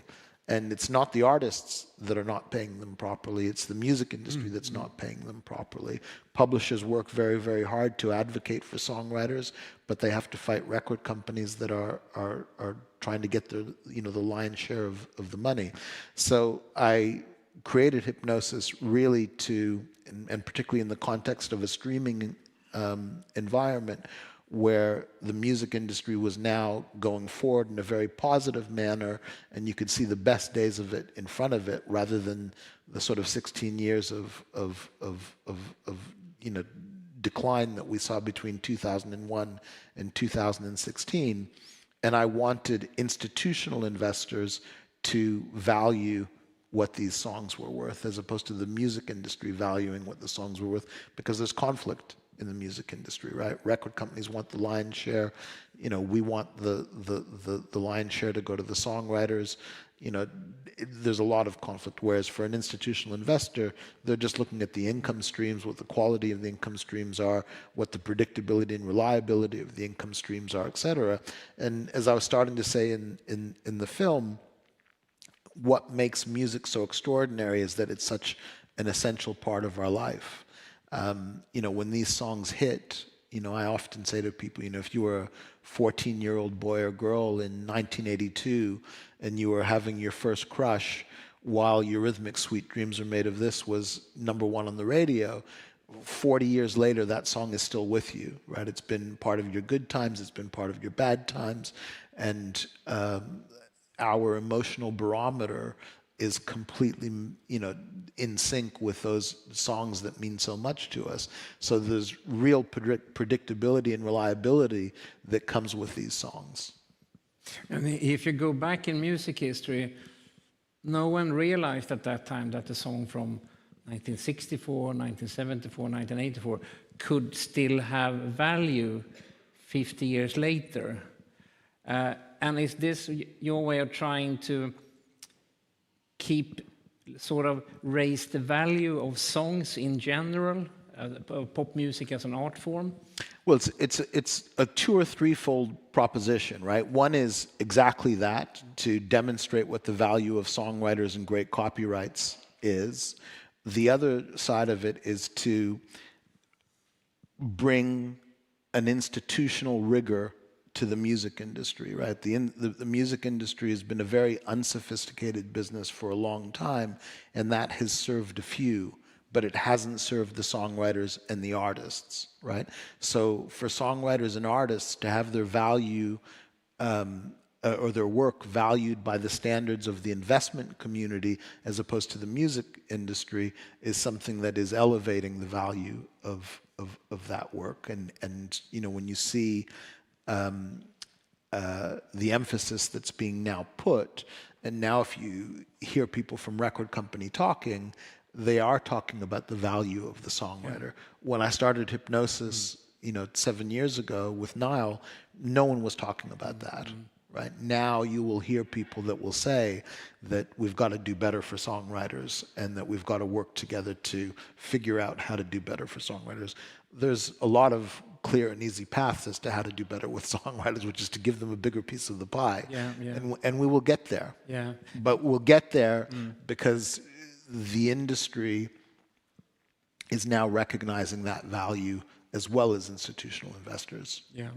You were really a pioneer of that. Now we see that a lot of people have started to buy songs, and the prices of the catalogs have really been staggering in a bit. Do you think have the business reached the limit now? Are the songs now properly valued, or do you think it can raise even more? I think that's something that's to be seen. Obviously we've been through a very high interest rate environment over the last 2 years, and that has a big impact on being able to value. But there's a difference between the catalogs being valued properly from, with institutional rigor, and that maybe being at a place where that's finally being recognized properly. And then the other thing, which is entirely different, is are songwriters being paid properly at source to begin with? And that's the part that I'm much more focused on and much more concerned with, is that when you see what €1 of Spotify or Apple income means for a songwriter versus what it means, or for an artist for that matter, because the second worst paid person besides the songwriter is the artist. Right? So what the songwriter and the artist are getting and the publisher are getting versus what the record company is getting is not fair and equitable. And that's something that has to change. You've been in the news now with maybe a seller, but we won't talk to that. We can't talk about that since a publicly traded company. But I was thinking of another thing. Taylor Swift was here, and she has done something that no one had tried before on that level, that she sort of re-records her 6 first albums to get the master rights. It would be interesting to hear your take on that. Do you think, will we see more people like Taylor Swift doing things like this to own their own masters? Look, it becomes a difficult environment, right? So, one of the things that you'll hear about in the music industry right now, post-Taylor re-recording her masters, is that record companies are putting complete bans on re-recordings in the agreements with artists, right? So it used to be you would make a record, part of what you signed up for was that you would not re-record that song for 5 years. And that was a pretty standard clause, which obviously makes sense. Someone's putting up a capital amount. They should have the benefit of you being able to establish that version of the song as the version. And 5 years later, if you wanted to re-record it, you could re-record it, right? Now they're trying to stop that altogether, which I think is completely wrong. I think it's very important for artists to be able to do what is in their best interest with the right, cooperation of whoever the record company is. But in Taylor's case, the re-records are just as successful as the original versions. The original versions remain just as successful as the re-records because she has a massive audience that is voracious in its appetite for all things Taylor. So it's good business for a number of reasons, right? One, it gives more product for the consumer to bite their teeth into. Two, she's also created an ethos around herself, which is very powerful and very appealing to her audience. Her audience believes in her even more now than they did before her starting to do the re-records. But it's also a great advert for what we do at Hipgnosis, which is mostly publishing as opposed to master rights, although we do have some master rights. And when you have the publishing, you don't care about who's recording the song, right? So, we own the Leonard Cohen catalog and we work with Leonard's estate every day. There's Leonard's version of Hallelujah, but there are 3,000 other versions of Hallelujah as well. With Nile is perhaps the most interpolated artist or songwriter of all time, where, Good Times becomes, Rapper's Delight, and he's the greatest dancer, becomes, Getting Jiggy with It, and More Money, More Problems, and this entire list of interpolated songs. Right now, one of the big songs that's exploding around the world is Kygo doing a version of Mojo's Lady Hear Me Tonight, which is a version of Nile and Bernard's Soup for One. So, the song Soup for One was not a successful song for Nile. It was one of the few songs at that time that wasn't successful. But 20 years later, Mojo took it and they interpolated it into Lady Hear Me Tonight. It became a #1 single all over the world. And now Kygo and Zach Abel have interpolated it again, and it's becoming a big hit around the world. So, when you're in the publishing side of things, you're not married to one particular version. So we own Jack Antonoff's catalog. Jack's on, with Jack, we're on 3 or 4 of Taylor's albums. Yeah. Lana Del Rey, Lord, his own band, The Bleachers. Exactly. It's like he and Max Martin are the two most successful songwriters. Yeah, I would say so. Look, Jack would be thrilled to have you mention him in the same breath as Max.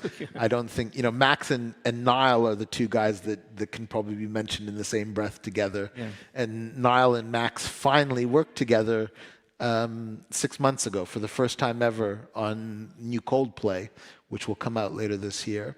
But Jack would be thrilled with that. But Jack is an extraordinary songwriter that is literally on every Taylor record now. It's a unique opportunity to have you here and ask you things about the music industry. What do you think right now? We have like 130,000 songs added to Spotify every day. What does it take now? If you hear a new artist, what would you do to break that artist in this music climate?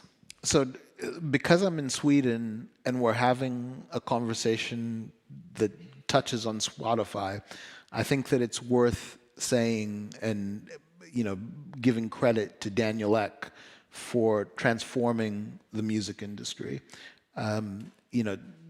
Streaming is a vehicle that has allowed what was the passive consumer of music that never ever paid for music before to now pay 11 euros a month for music, right? And, you know, if you take the United States as a microcosm of the world, you know, the benchmark for extraordinary success was the platinum record, which is 1 million copies in a country that has 350 million people in it. That 1 in 350 immediately tells you that the average person may have loved music, but they didn't love it enough to put their hand in their pocket and to pay for it. Now there are, that no longer matters because there are 100 million homes that are each paying somewhere around $11 a month to have a music streaming service, right? And that is changing the fortunes of the music industry and has done where, you know, every year since 2016 has been better than the previous year. And when we started Hipgnosis, there were 30 million paid subscribers to music streaming services. Today, there are almost 600 million. And depending on whose research you're looking at in due course, there'll be somewhere between, you know, 1.5 billion and 2 billion people. And of course, many of them come from countries where music was never consumed legally for the most part. You'd go to the local bodega and buy the bootleg CD or the bootleg cassette, and none of that money ever made its way back to the consumers. So, you know, I think Spotify has a lot to learn in terms of respecting songwriters and treating songwriters properly and making sure that songwriters get paid. But at the same time, it's very important to point out that what Daniel and Martin Lawrenson did with Spotify has completely transformed the music industry and made it one where you can look at someone like my son and tell him that the best days of the music industry are in front of him as opposed to, you know, behind me. But if you hear, like, if you've heard tomorrow, you'll hear a band as good as Simple Minds. You hear them in a cellar somewhere in Stockholm. What would you advise them to do to be heard when all this music is released? You have to release a lot of music, right? You have to, you know, you look at a band in the UK that's probably the band of the moment, like The Last Dinner Party. Yeah. And, you know, they had to put out 4 or 5 songs before they really got signed and people started to work on them. You know, you mentioned Bono and U2 earlier. Bono's son has a band called Inhaler. You know, you would think that when you're Bono's son that, you know, the world opens up for you, but they had to release 5 songs of their own. They had to get 100,000 of their own Instagram followers before, you know, record company money ever came to back them up. Now, you know, in today's world, you know, the record company is in a very nice position, as are publishers as well, in terms of choosing who to sign, because there is so much data, right? You can look at, you know, when I started, I think I was having this conversation with Marie last night, but, you know, you would walk into a record company with a cassette, and that cassette might have 3 or 4 songs on it that were made in a cheap studio or at home or whatever. And the person that was sitting across the desk from you would have to, in listening to this music, really imagine what might be possible. Because from that moment until the moment that the public had an opportunity to talk back, you would spend tens of thousands or hundreds of thousands of dollars to get to that place. And then they would manufacture records, and they would put them on the back of trucks, and the trucks would go to record stores all over the world, and then you would know whether the consumer was prepared to buy it or not, right? But only then would you know whether the consumer was paid to buy it. Now, the data's there, right? On Thursday night going into Friday morning, someone pushes a button at Spotify or at Apple, and the music is everywhere. It's in Mumbai, it's in Stockholm, it's in London, it's in LA, and the public gets to talk back or not. So it's very important to really have great songs and to be prepared to make those great songs sacrificial lambs that build your audience, right? And then hopefully you get to a point where suddenly you have an audience, and then you can really, kind of go to the next level. And maybe it's more important than ever to have someone outside a band who believes in you, like a manager. It's even more important now than it used to be, maybe, because of this. I think that's true. I think that you need a good manager. You know, the internet environment of the last 30 years has made people believe that you can do things without a record company. And I'm very critical of record companies because of the balance between songwriters being paid properly and recorded music. But I don't believe that you can do without a record company, right? A record company has an infrastructure that, as an artist, someone as famous as Radiohead, when they did their album where they allowed you to choose how much you wanted to pay, and they put their album up on the internet without a label, that was great for 3 days, right?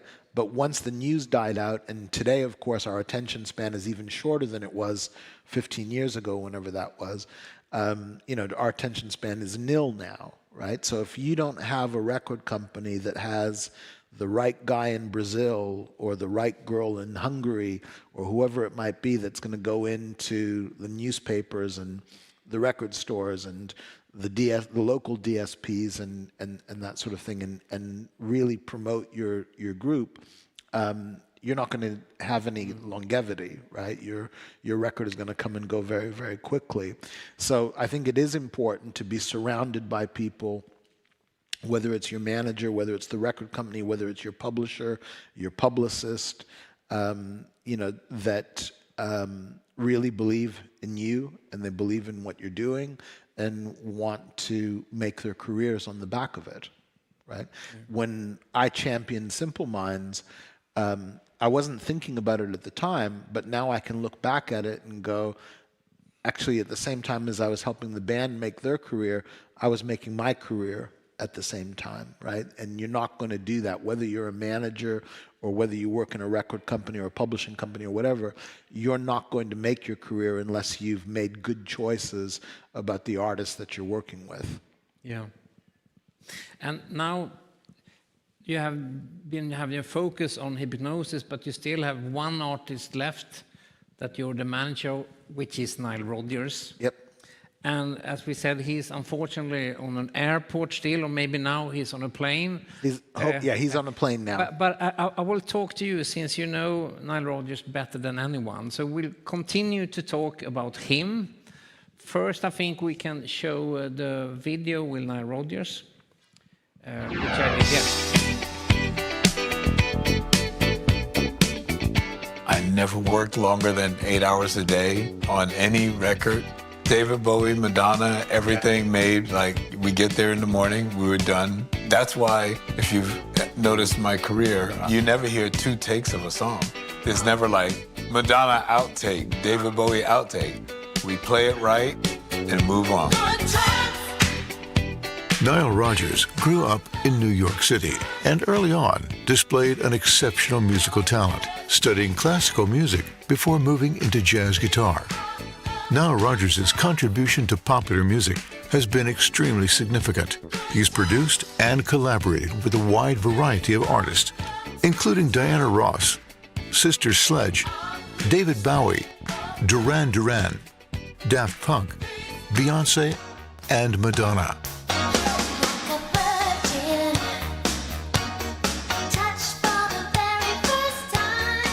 But it all started at age 19, when he was part of the house band for the world-famous Apollo Theater and met his Chic co-founder and bass player, Bernard Edwards.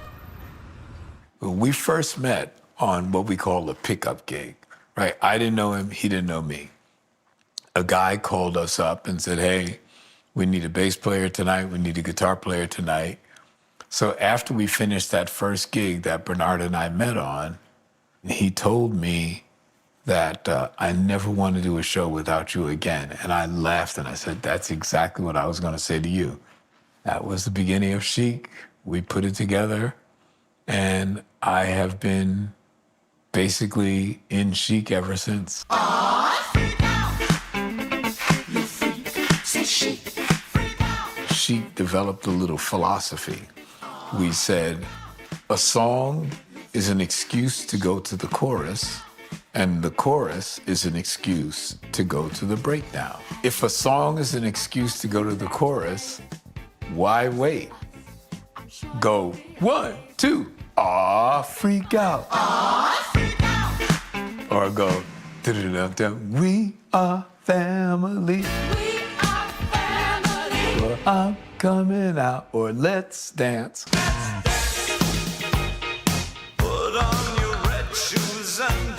Our songs, boom, excuse to go to the chorus, and then at some point we're gonna go to a breakdown. And that was just our formula because we felt that it brought a sense of intimacy into the recording. It was almost like getting undressed musically. Freak out. The style of guitar playing that I've sort of incorporated into my life is called chucking. And this was taught to me by my partner, Bernard Edwards. He would play the bass where he was continuously moving in 16th notes. And that's because he started out as a guitar player who moved to the bass. He showed me this technique, and what's great about it is that you have a rhythmic bed. So there's always something going 16 notes, just going, it's always driving. And you very judiciously choose which notes you want to sound. This song is called Good Times, and this is what Chic stands for.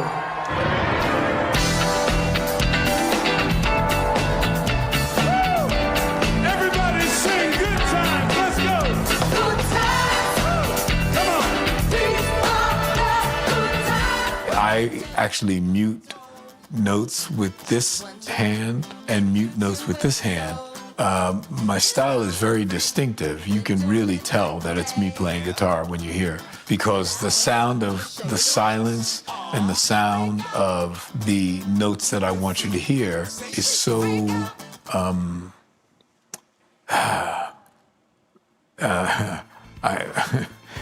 it's not random at all. It is very selective.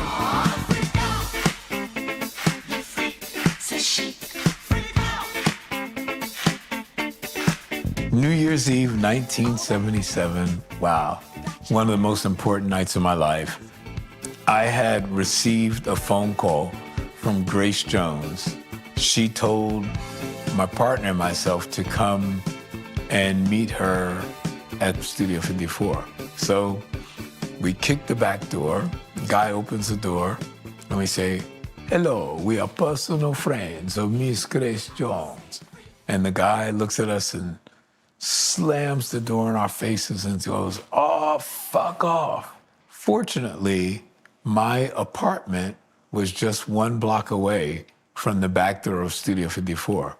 For some reason, the only thing that we could key off of is this guy slamming the door in our faces going, oh, fuck off. So I pick up my guitar and I started going, oh, fuck off, don't fuck Studio 54. I said, Bernard, we can't get fuck off on the radio. This was 2 years before hip hop. So I went into a whole hippie frame of mind and went, when you like do a trip, man, and you freak out, like, why don't we call it like, freak out? Had that guy not said, oh, fuck off, we would have never wrote that song. And what was really great, by not getting into Studio 54 that night, by not meeting Grace Jones that night, we always say to ourselves, by not getting what we wanted, we got more than we could have ever imagined. Like the legend of the Phoenix, all ends with beginnings. The 2024 Polar Music Prize is awarded to Nile Rodgers from the USA. Dance music has been played for thousands of years. However, there are few in history, if any, who've composed dance music as sophisticated and subtly arranged as Nile Rodgers. It's fitting that his group was named Chic. Elegance is part of his musical hallmark. As a composer, producer, and guitarist, Nile Rodgers turned disco and funk into an art form. His chop chord style of guitar playing, which he calls chucking, creates a hypnotic swing that has kept millions grooving on the dance floor. The songs created by Nile Rodgers for Chic, Sister Sledge, Diana Ross, David Bowie, Madonna, Daft Punk, Beyoncé, and so many more are so well crafted that they'll outlive us all. Hi, this is Nile Rodgers, and I'm so looking forward to coming to Stockholm to receive this amazing award.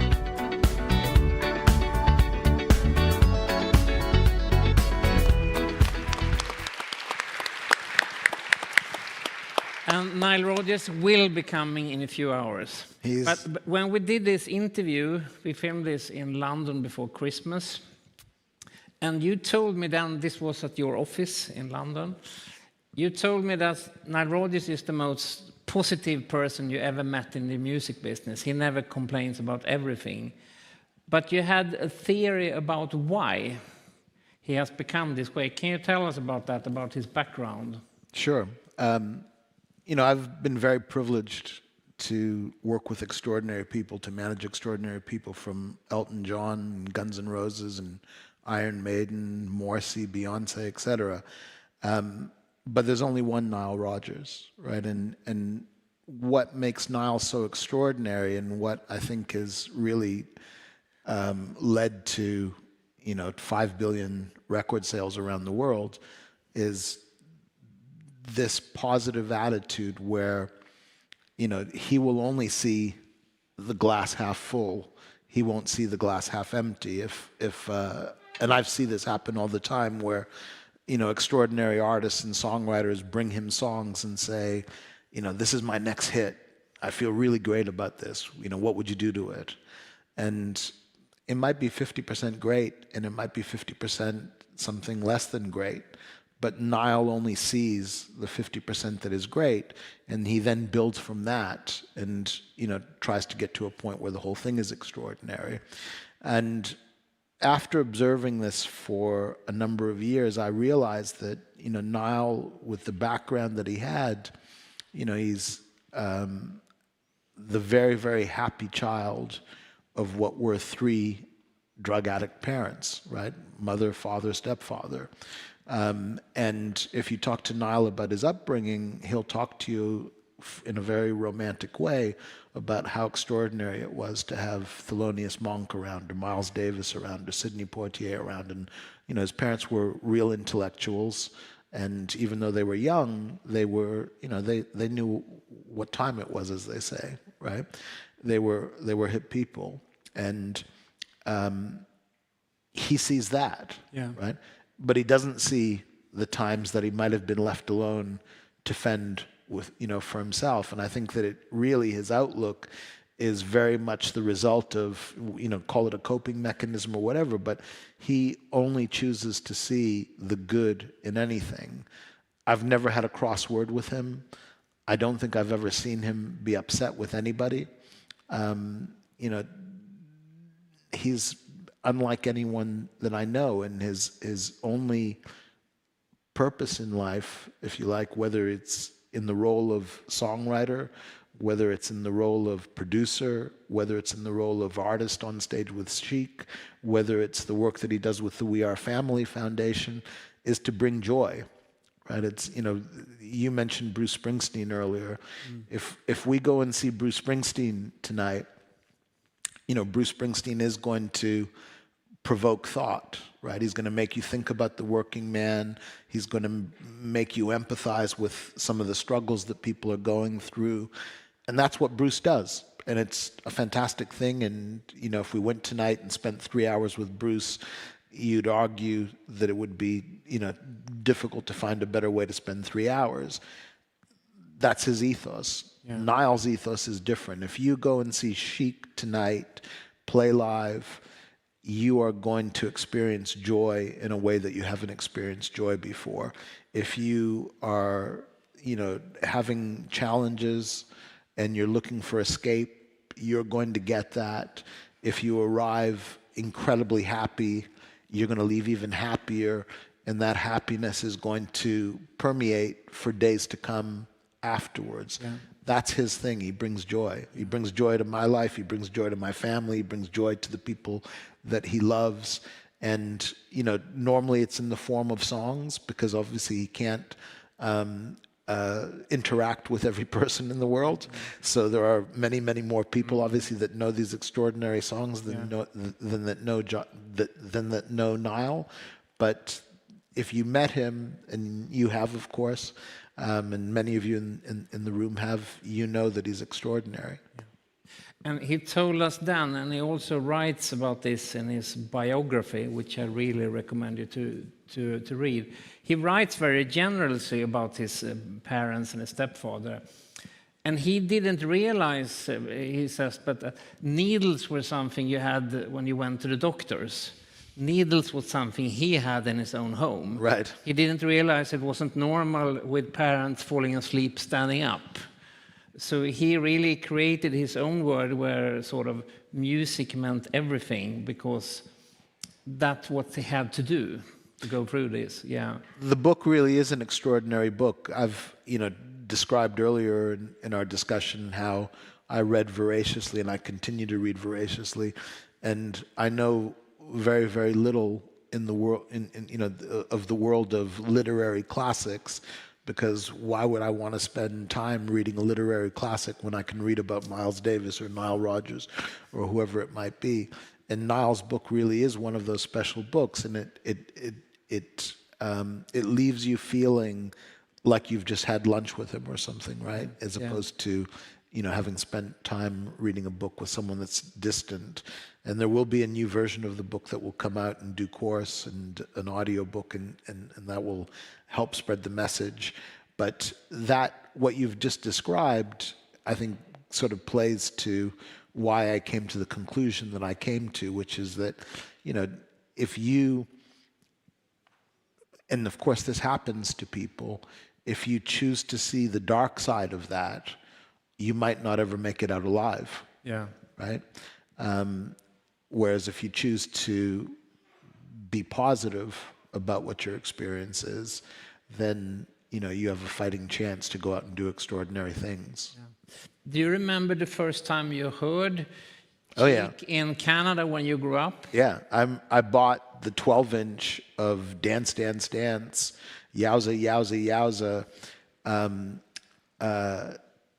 Yowza, within days of it coming out. And Nile knows this, so I'm not telling anything, but I hated that record, right? But I bought, because what I hated was I hated the Yowza, Yowza, Yowza part. But the more I heard the record, I just kept hearing this extraordinary guitar playing, this extraordinary bass playing, these unbelievably sophisticated writing. So even though I didn't like Yowza, Yowza, Yowza, which I sort of saw as like a novelty type of thing, harping back to the 1940s and the 1950s, what was supporting it was extraordinary.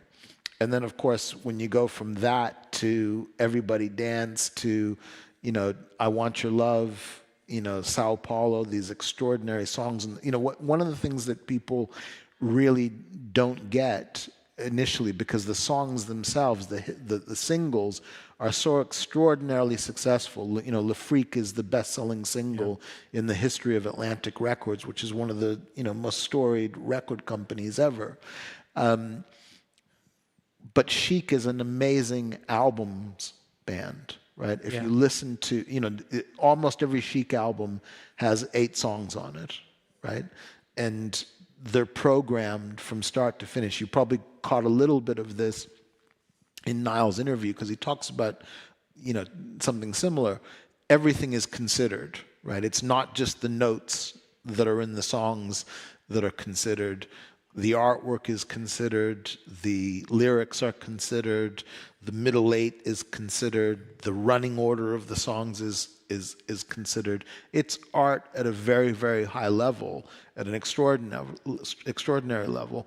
And, Nile is that guy. Bernard was this incredible foil for Nile that supported him and that gave him this alternate point of view, right? So that it wasn't just, the proverbial smoke being blown up.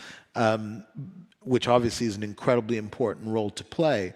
But Nile is really the conceptualist and the guy that I mean, listen to these lyrics. I mean, he's so sophisticated with his words, which is not something that you expect, you know, particularly from the disco era.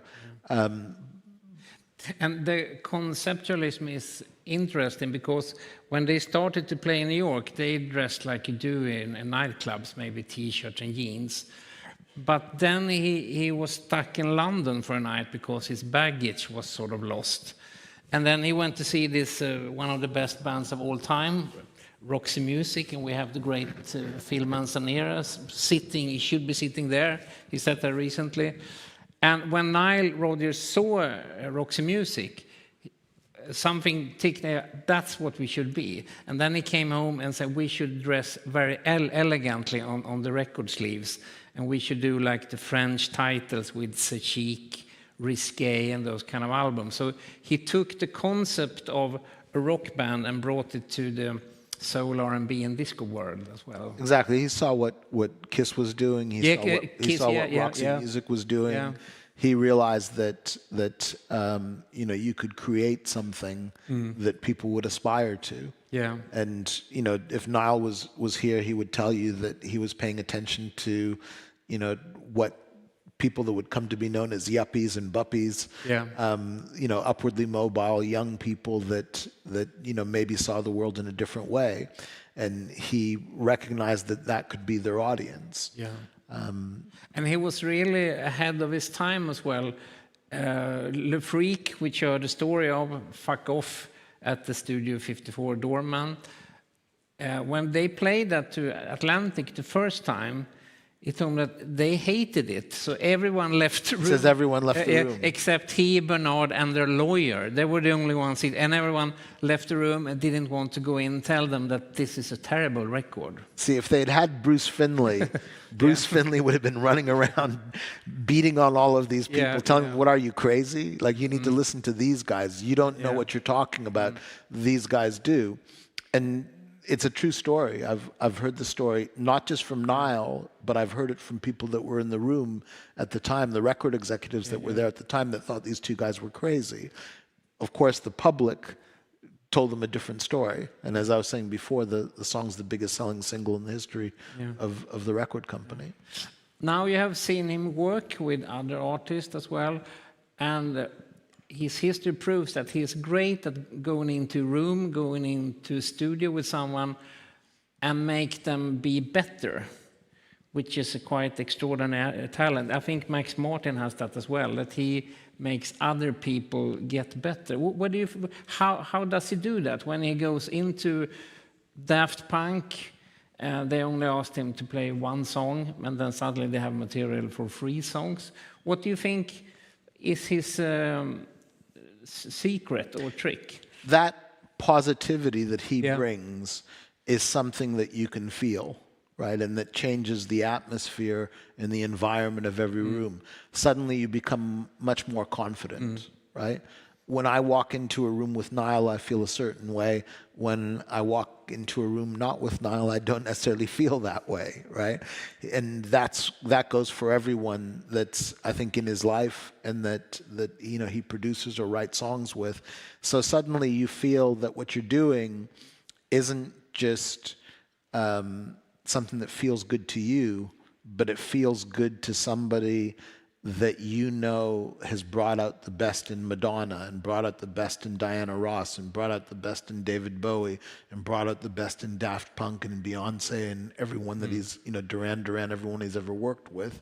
And that, of course, makes you feel like you have an obligation and a responsibility to do better, right? You can't just call it in. You can't you know, just take this as another day in the office. You've got to do your very best because you know that Nile is there and Nile's going to do his very best.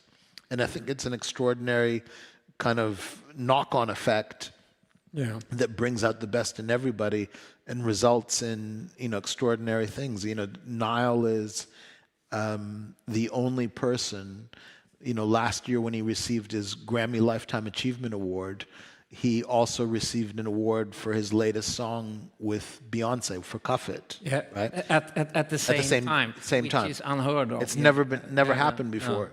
Tomorrow night, when Esa-Pekka and Nile are honored with the Polar Music Prize, it will be the first time that an artist is getting the Polar Music Prize at the same time as their latest song, which for Nile is with Benjamin Ingrosso and Purple Disco Machine, called Honey Boy, is, I think it's number 3 in the Swedish charts today. It is likely to go to number 1. You know, it's the first time that ever an artist is having a smash hit single at the same time as they're receiving an award that recognizes what they've brought to culture. Yeah. We were talking about songwriting and publishing, and when you listen to tracks nowadays, like David Bowie's Let's Dance, Madonna's Material Girl, you really hear this is something Nile Rodgers has worked with. But when you check the credits, he doesn't get the songwriting credits on those songs. Do you think nowadays, when you see like 6 or 7 songwriters get credit, would he, with today's rules, would he get a songwriter and get credit on Let's Dance? Yeah, he would, if it was today's rules as opposed to the rules of 40 years ago, he would be credited on as a songwriter on every song he ever wrote. Yeah. The philosophy back then was that you were being paid as a producer, and the producer didn't get publishing in the same way that the songwriters didn't get producer points. Yeah. Right? So, you know, that now has changed dramatically, particularly in an environment where, you know, records are being made at home and on laptops as well as in studios. So Nile is always credited as a songwriter today. And yes, there's no question in my mind that if David Bowie were alive today, that David Bowie would be the one saying, yeah, Nile should be credited as a songwriter on all those songs. You know, there are many great stories that Nile tells about creativity. You heard the one about Le Freak on the videotape. Obviously, the videotape's not long enough to tell all these stories, but one of Nile's greatest stories is the story of David Bowie walking into his bedroom in Lausanne, 40 years ago, and playing him Let's Dance on an acoustic guitar. And, you know, Nile famously tells him, David, I'm black. I can't make a song called Let's Dance that you can't dance to. If we're going to do this, you have to be able to dance to it. So Nile took the song and made an arrangement of it. And he specifically told David, do you mind if I take this and make an arrangement of it? Because he knew that that would be something that would be appealing to David from an intellectual perspective. Because David was very much into jazz and understood what an arrangement was.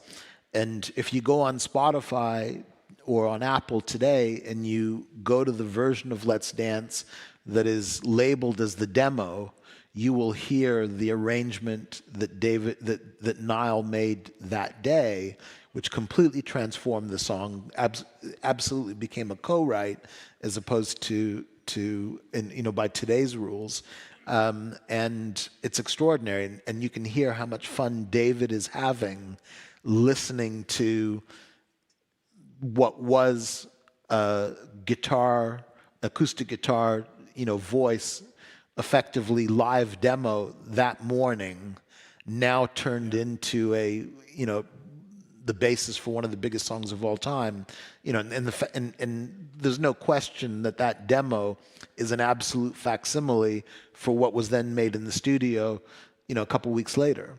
So it's extraordinary what you can do. Like you, I'm a punk rock kid, yes. Right? I'm a child of the Clash. I definitely come from a school that used to think that education got in the way of creativity, right?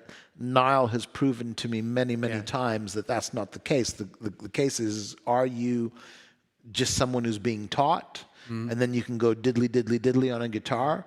Or are you someone that is taking all of those things that you've been taught and using them as options for your own creativity? And what Nile, who has an extraordinary education in music, both classical and jazz. Yeah, he studied classical music for 8 years. Yes. Yeah.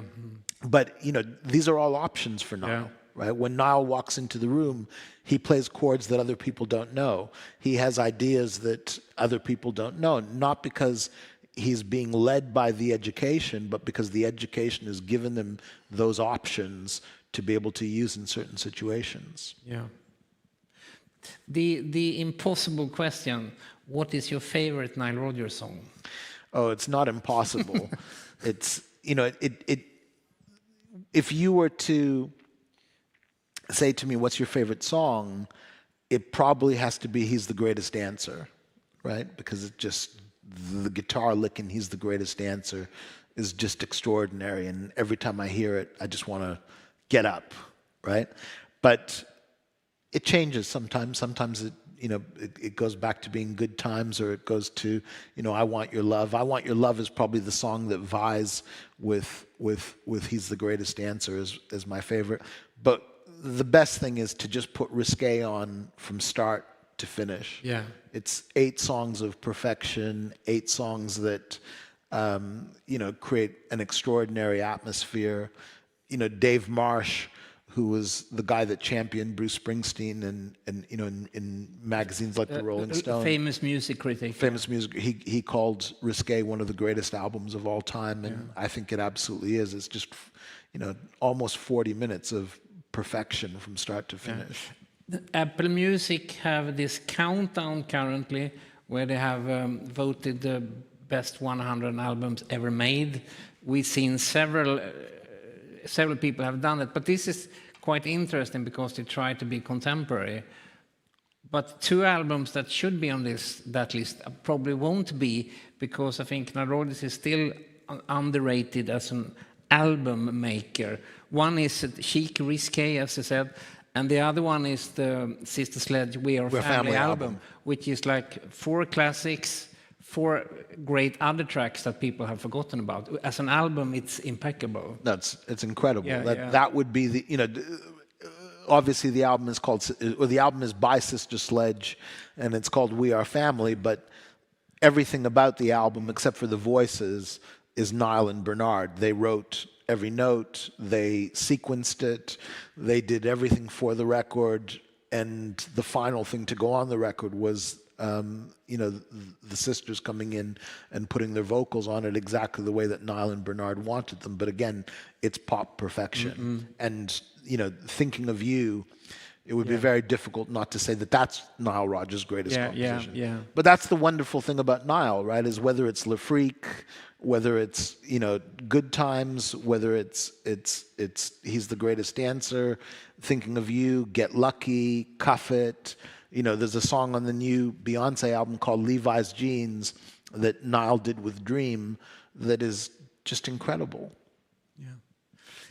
Just to end it here, he's still so productive. When you and Nile talk about his future, what do you talk about? How do you look at the next 5 years or 10 years?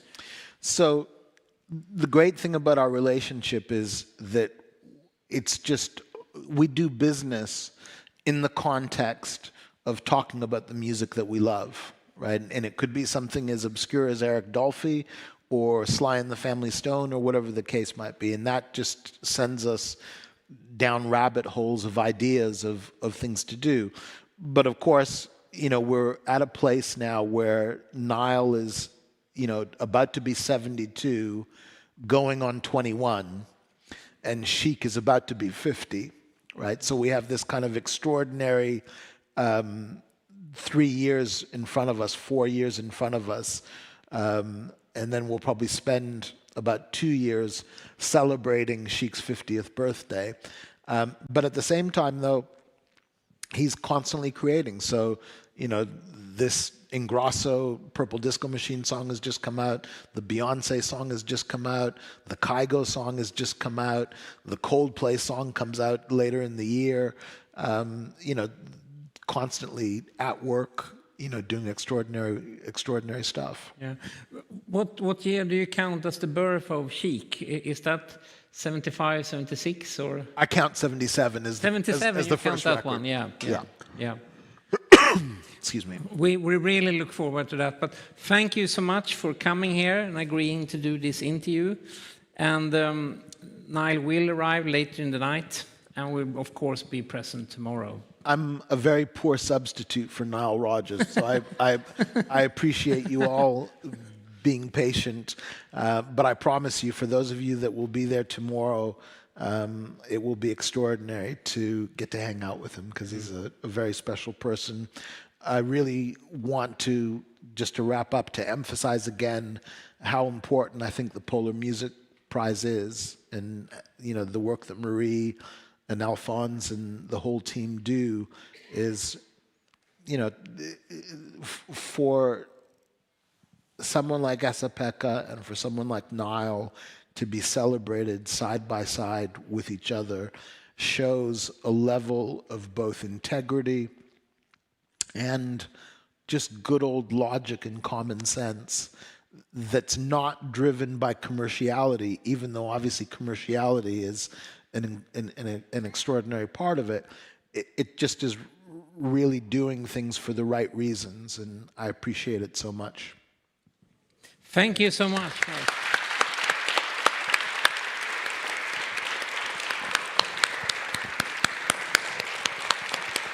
Thank you. It's been a pleasure. Thank you. Do you want to say something?